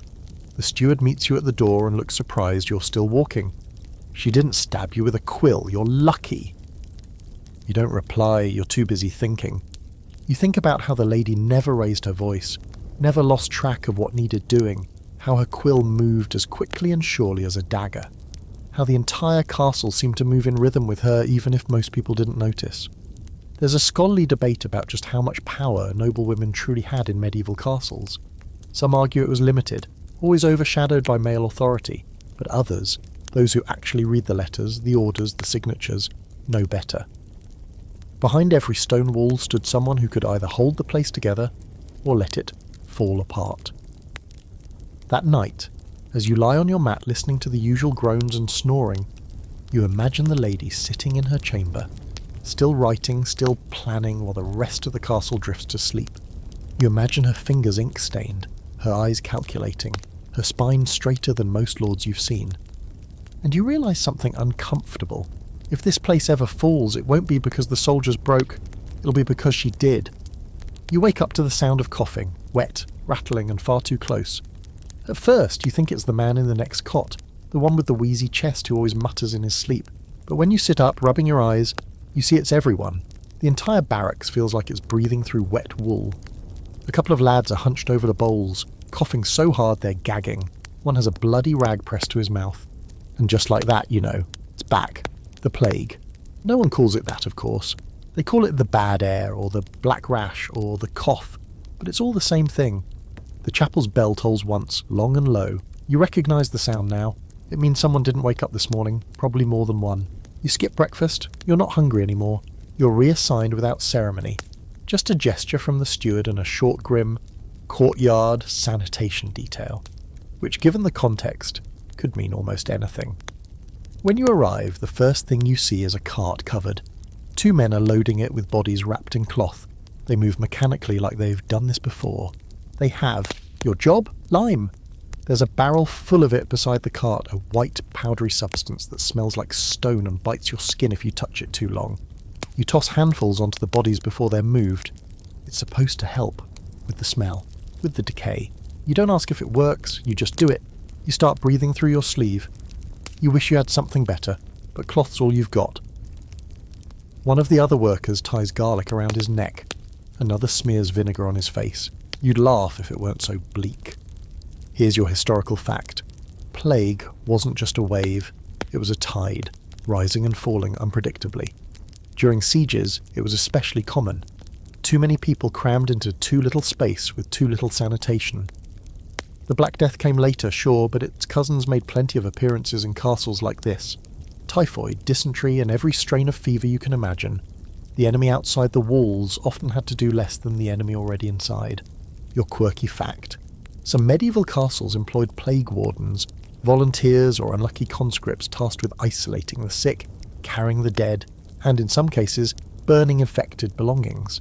In one infamous case, a warden sealed the sick inside a cellar and bricked it up. They say the moaning lasted for days. Back in the courtyard, the captain walks by without stopping.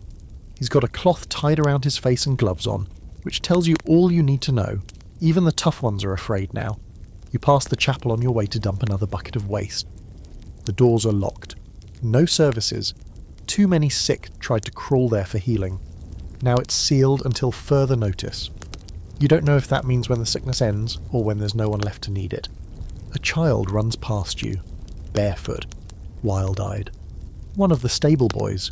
He's coughing too. You grab his arm gently. "Where's your mother?" He just shakes his head and keeps running. Someone vomits behind you. You don't turn around.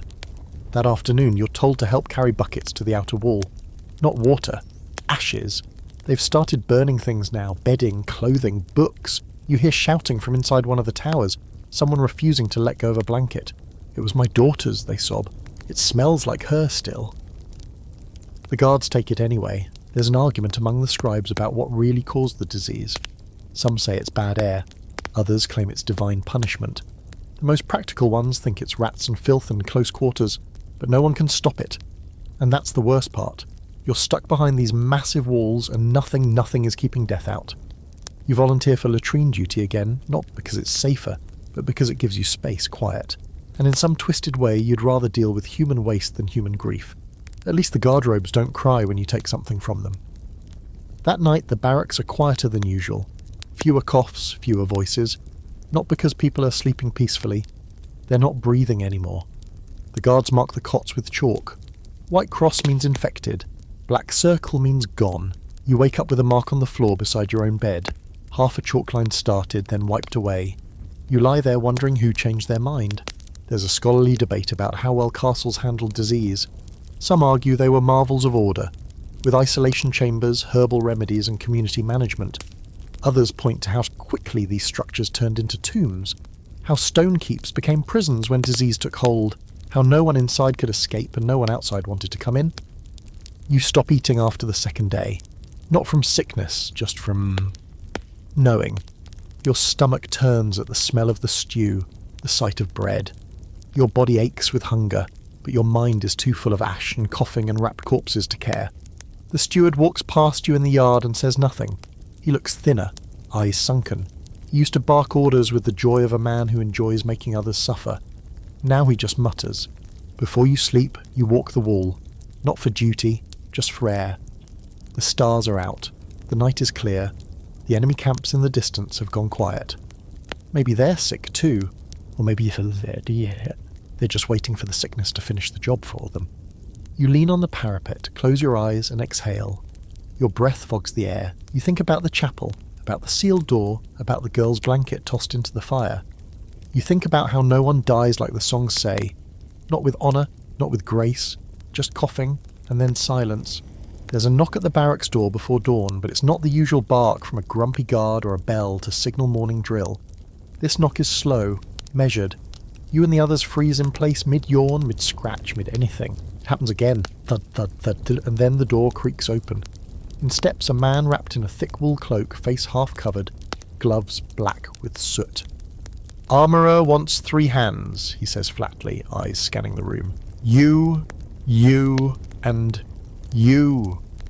You're the third you. So now you're up, boots barely laced, staggering after this walking pile of cinders across the courtyard toward the forge, rubbing sleep out of your eyes and wishing you'd faked a cough, like the guy snoring back on your bunk. Too late now. The forge sits like a grumpy dragon in the far corner of the inner bailey. Low-roofed, smoke curling from the chimney, the door warped from too much heat and not enough care. Inside, the air is thick with the smell of hot iron, scorched leather, and something sharper. Burnt bone, maybe, or singed hair. The armourer, a squat man with arms like tree trunks and eyebrows permanently fused into a scowl, grunts as you enter.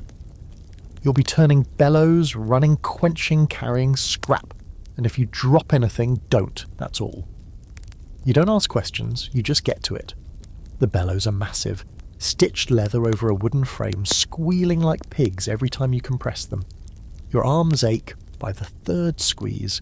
Your shirt is soaked by the 10th. But the forge roars, the coals glow, and the armourer starts hammering red-hot steel like he's angry at it. Sparks leap in all directions, lighting the air with tiny fireworks that burn out before they land. He's shaping spearheads today, maybe for training, maybe for something worse. Each one starts as a dull rod, glows orange in the fire, and then meets the anvil with a rhythmic clang, clang, clang that rattles your ribs. Here's your historical fact. Forges were the beating heart of a working castle. Without them, there were no weapons, no armour repairs, no nails for the gates, no hinges for the doors. A castle without a functioning forge was just a very pretty coffin. And here's your quirky fact. In some castles, armourers were exempt from combat, even in sieges, because their skills were considered too vital. If they died, the rest of the garrison might follow. But in others, they were expected to fight and repair weapons under fire. There's a recorded case of an armourer fixing a crossbow with one hand while using the other to club an enemy climbing through a window. Efficiency. You're told to hold a piece of tongs while he quenches a blade, dipping the glowing metal into a barrel of cold water. It hisses violently, steam exploding upward. You're not fast enough, pulling your hand back, and a blister bubbles on your wrist. You hiss through your teeth. The armourer just nods. Now you're useful. By midday, you've moved to sorting scrap. Old chainmail, shattered sword hilts, busted arrowheads. Most of it will be melted down, reforged. Nothing goes to waste. Even broken steel has a second life. You find a mangled breastplate in the pile, folded in on itself like a crushed can. There's a dent right over where the heart would have been. You wonder who wore it. You wonder if they felt anything before it went dark. The armourer's apprentice, a girl no older than 13, shows you how to bundle arrowheads for the Fletchers. She works faster than you, eyes sharp, hands steady. She's missing the tip of her left pinky. You don't ask how, she talks more than the armourer does. We make 500 a week, more when there's word of trouble. Last siege, we made 700. Didn't matter. They still climbed the wall. You ask what happened. She shrugs. They ran out of arrows, started throwing rocks. It's not a joke. By late afternoon, you can't tell what hurts more, your arms, your back, or your lungs. You've inhaled enough smoke to season a stew, and your skin feels coated in an invisible film of grease and soot. But the bellows still need pumping, and the fire still needs feeding. You pause to drink water from a chipped mug, your hands black with grime. You look down at them and realise they don't quite feel like yours anymore. They're something else now. Tools, just like the tongs, just like the hammers. You think of all the swords this forger's made, the ones that pierced bodies, the ones that bent in armour, the ones still hanging on corpses beyond the gate, and how no one ever sings about the man, or girl, who made them. There's a scholarly debate about how standardised medieval weapons were. Some argue that blacksmiths worked from shared designs, templates passed down through generations. Others say much was improvised, forged from memory and need. Either way, each weapon had its quirks, and sometimes those quirks got people killed. As the sun lowers, the armourer finally waves you off. Done for today. You didn't die. Good work. You walk back across the courtyard feeling older than you did this morning. Your arms hang like dead ropes. Your face is streaked with ash. No one gives you a second look. In the barracks, someone asks what the forge is like. You don't answer. Not because you don't have words, just because none of them quite fit. That night you dream of sparks. Not fire, not blood, just sparks. Tiny explosions lighting the dark, gone in seconds.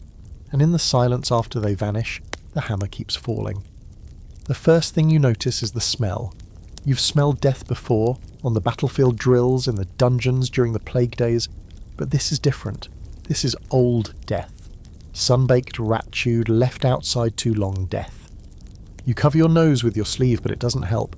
It's in the air now, seeping into your clothes, your skin, your thoughts. The siege ended 2 days ago. You'd barely realised it was over. One day there were war horns and catapults and flaming arrows. The next, silence.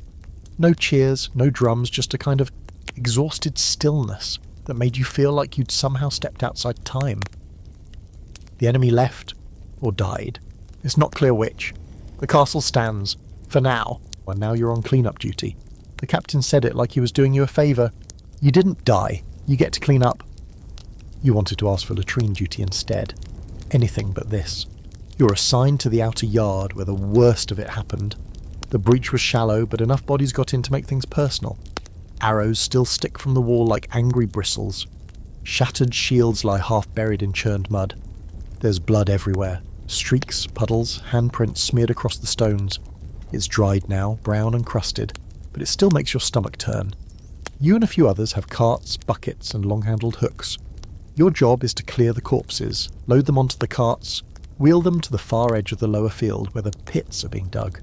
There are so many. You lift a body. It's light. Too light. Probably a boy. His armour, what little he had, is cobbled together from mismatched leather and dented mail. You wonder if he even knew why he was fighting. You wonder if he had a choice. You put him on the cart, one down, 100 to go. Here's your historical fact. The aftermath of a medieval siege was often more deadly than the battle itself. Disease spread fast among the wounded and the living.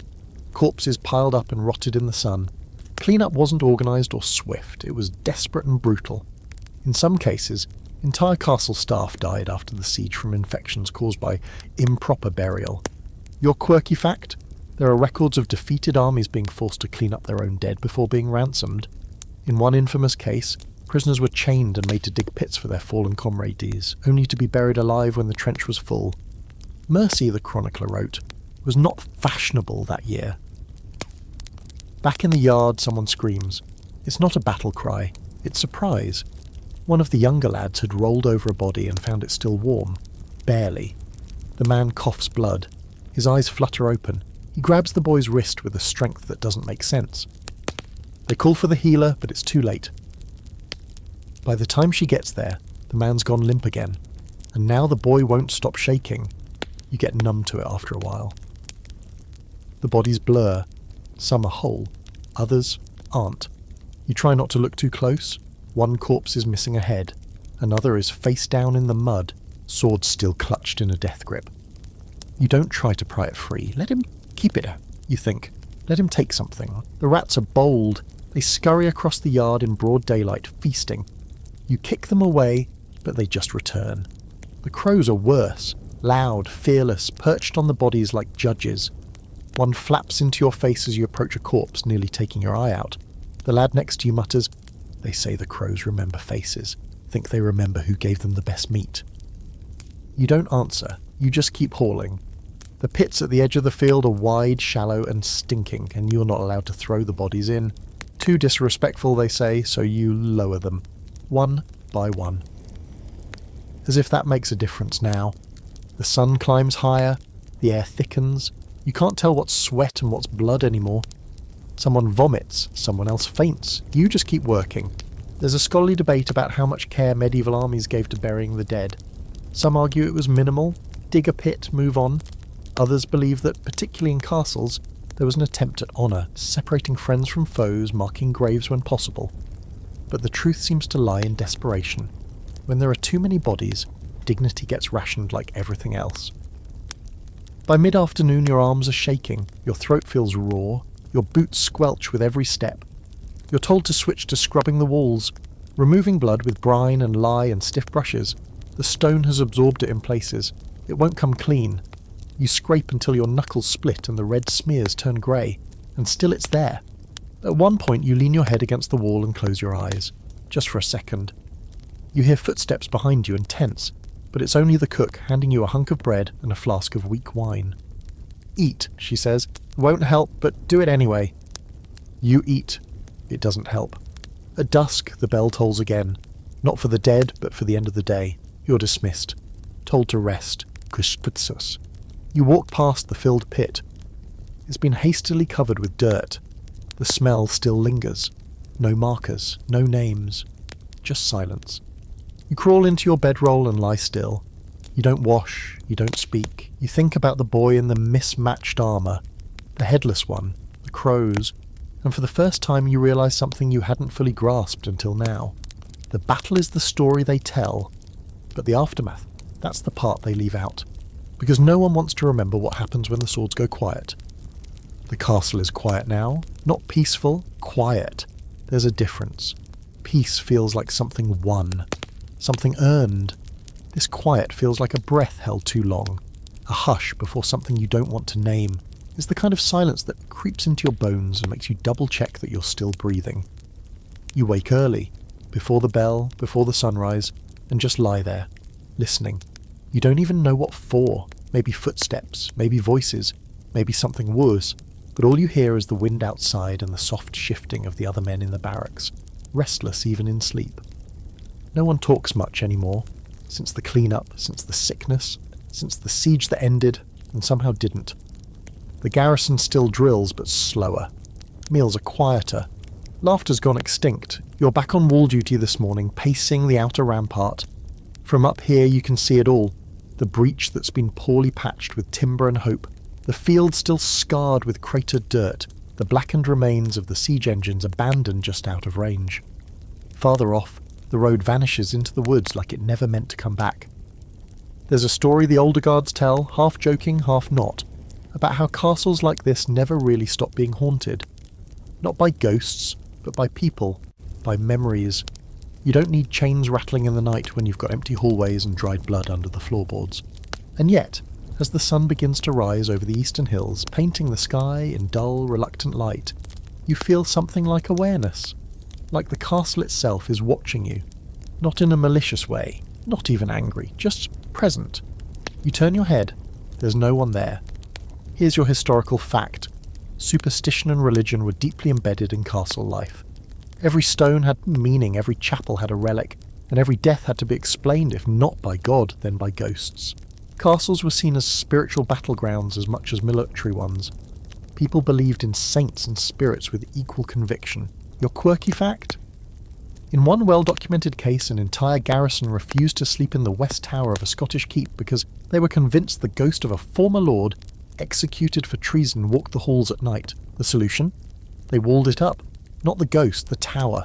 Just bricked the whole thing shut like they were trying to erase a paragraph they couldn't read anymore. After breakfast, if you can call it that, half a biscuit and a smear of questionable lard, you're summoned to the chapel.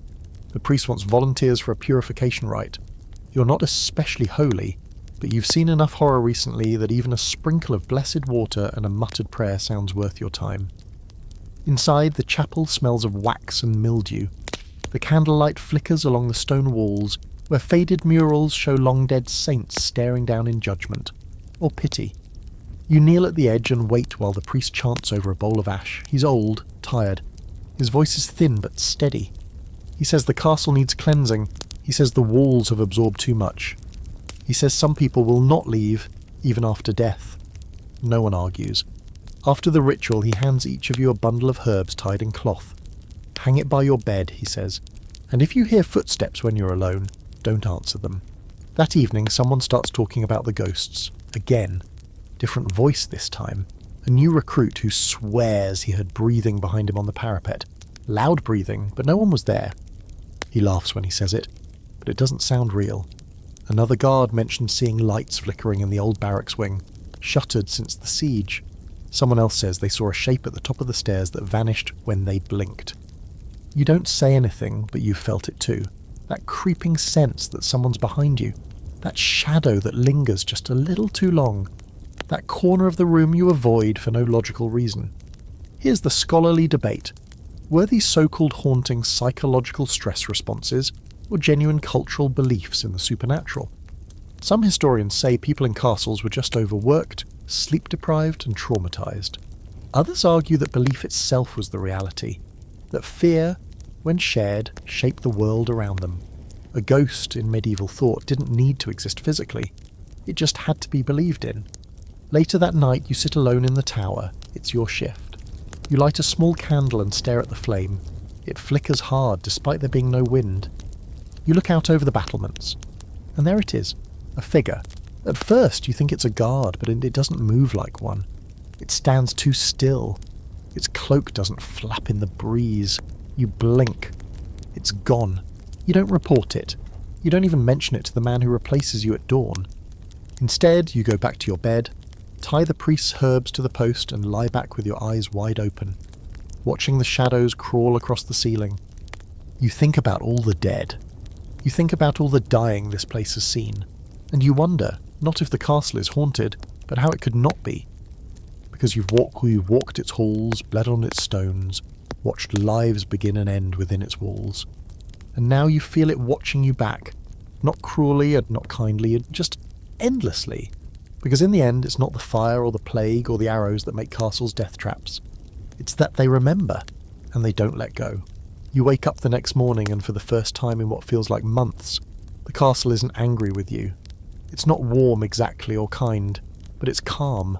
No screaming from the walls, no fire in the east wing, no plague carts rattling across the yard or enemy banners on the hill. The crows are still here, of course, they always are, but even they seem quieter today, as if the whole place has finally exhaled. You sit on the steps just outside the chapel. The sky is wide and pale, one of those soft blue mornings that makes the cold easier to live with. A guard nods at you in passing, Another offers you half a boiled egg. You eat it with your fingers, your nails still crusted with soot from forge duty 2 days ago. It tastes like nothing. You eat it anyway. For a long time no one speaks. The castle isn't a monster this morning, it's just a building. Stone and timber. Cold, sure, but not cruel. And maybe it was never cruel. Maybe it's just a reflection. A shell that turns into whatever people inside it are becoming. When fear walks in, the castle echoes it. When rage builds, the walls hold it like breath. And when death comes knocking, the castle doesn't stop it. It just holds the bodies until someone remembers to bury them. You've seen what happens here. You've been marched up murder stairs, slipped in plague muck, blacked out from fire smoke, climbed ladders into arrow storms, and dragged limbs that used to be men into ditches that don't get graves. And somehow you're still here, breathing, hurting, wiser in the worst way. You think back to when you first arrived, nervous, maybe even a little excited, still calling it an adventure.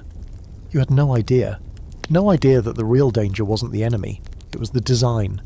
The trap laid in every corridor, built into every defensive feature, waiting patiently for your foot to slip or your torch to fall, or your stomach to turn on a winter night with bad stew.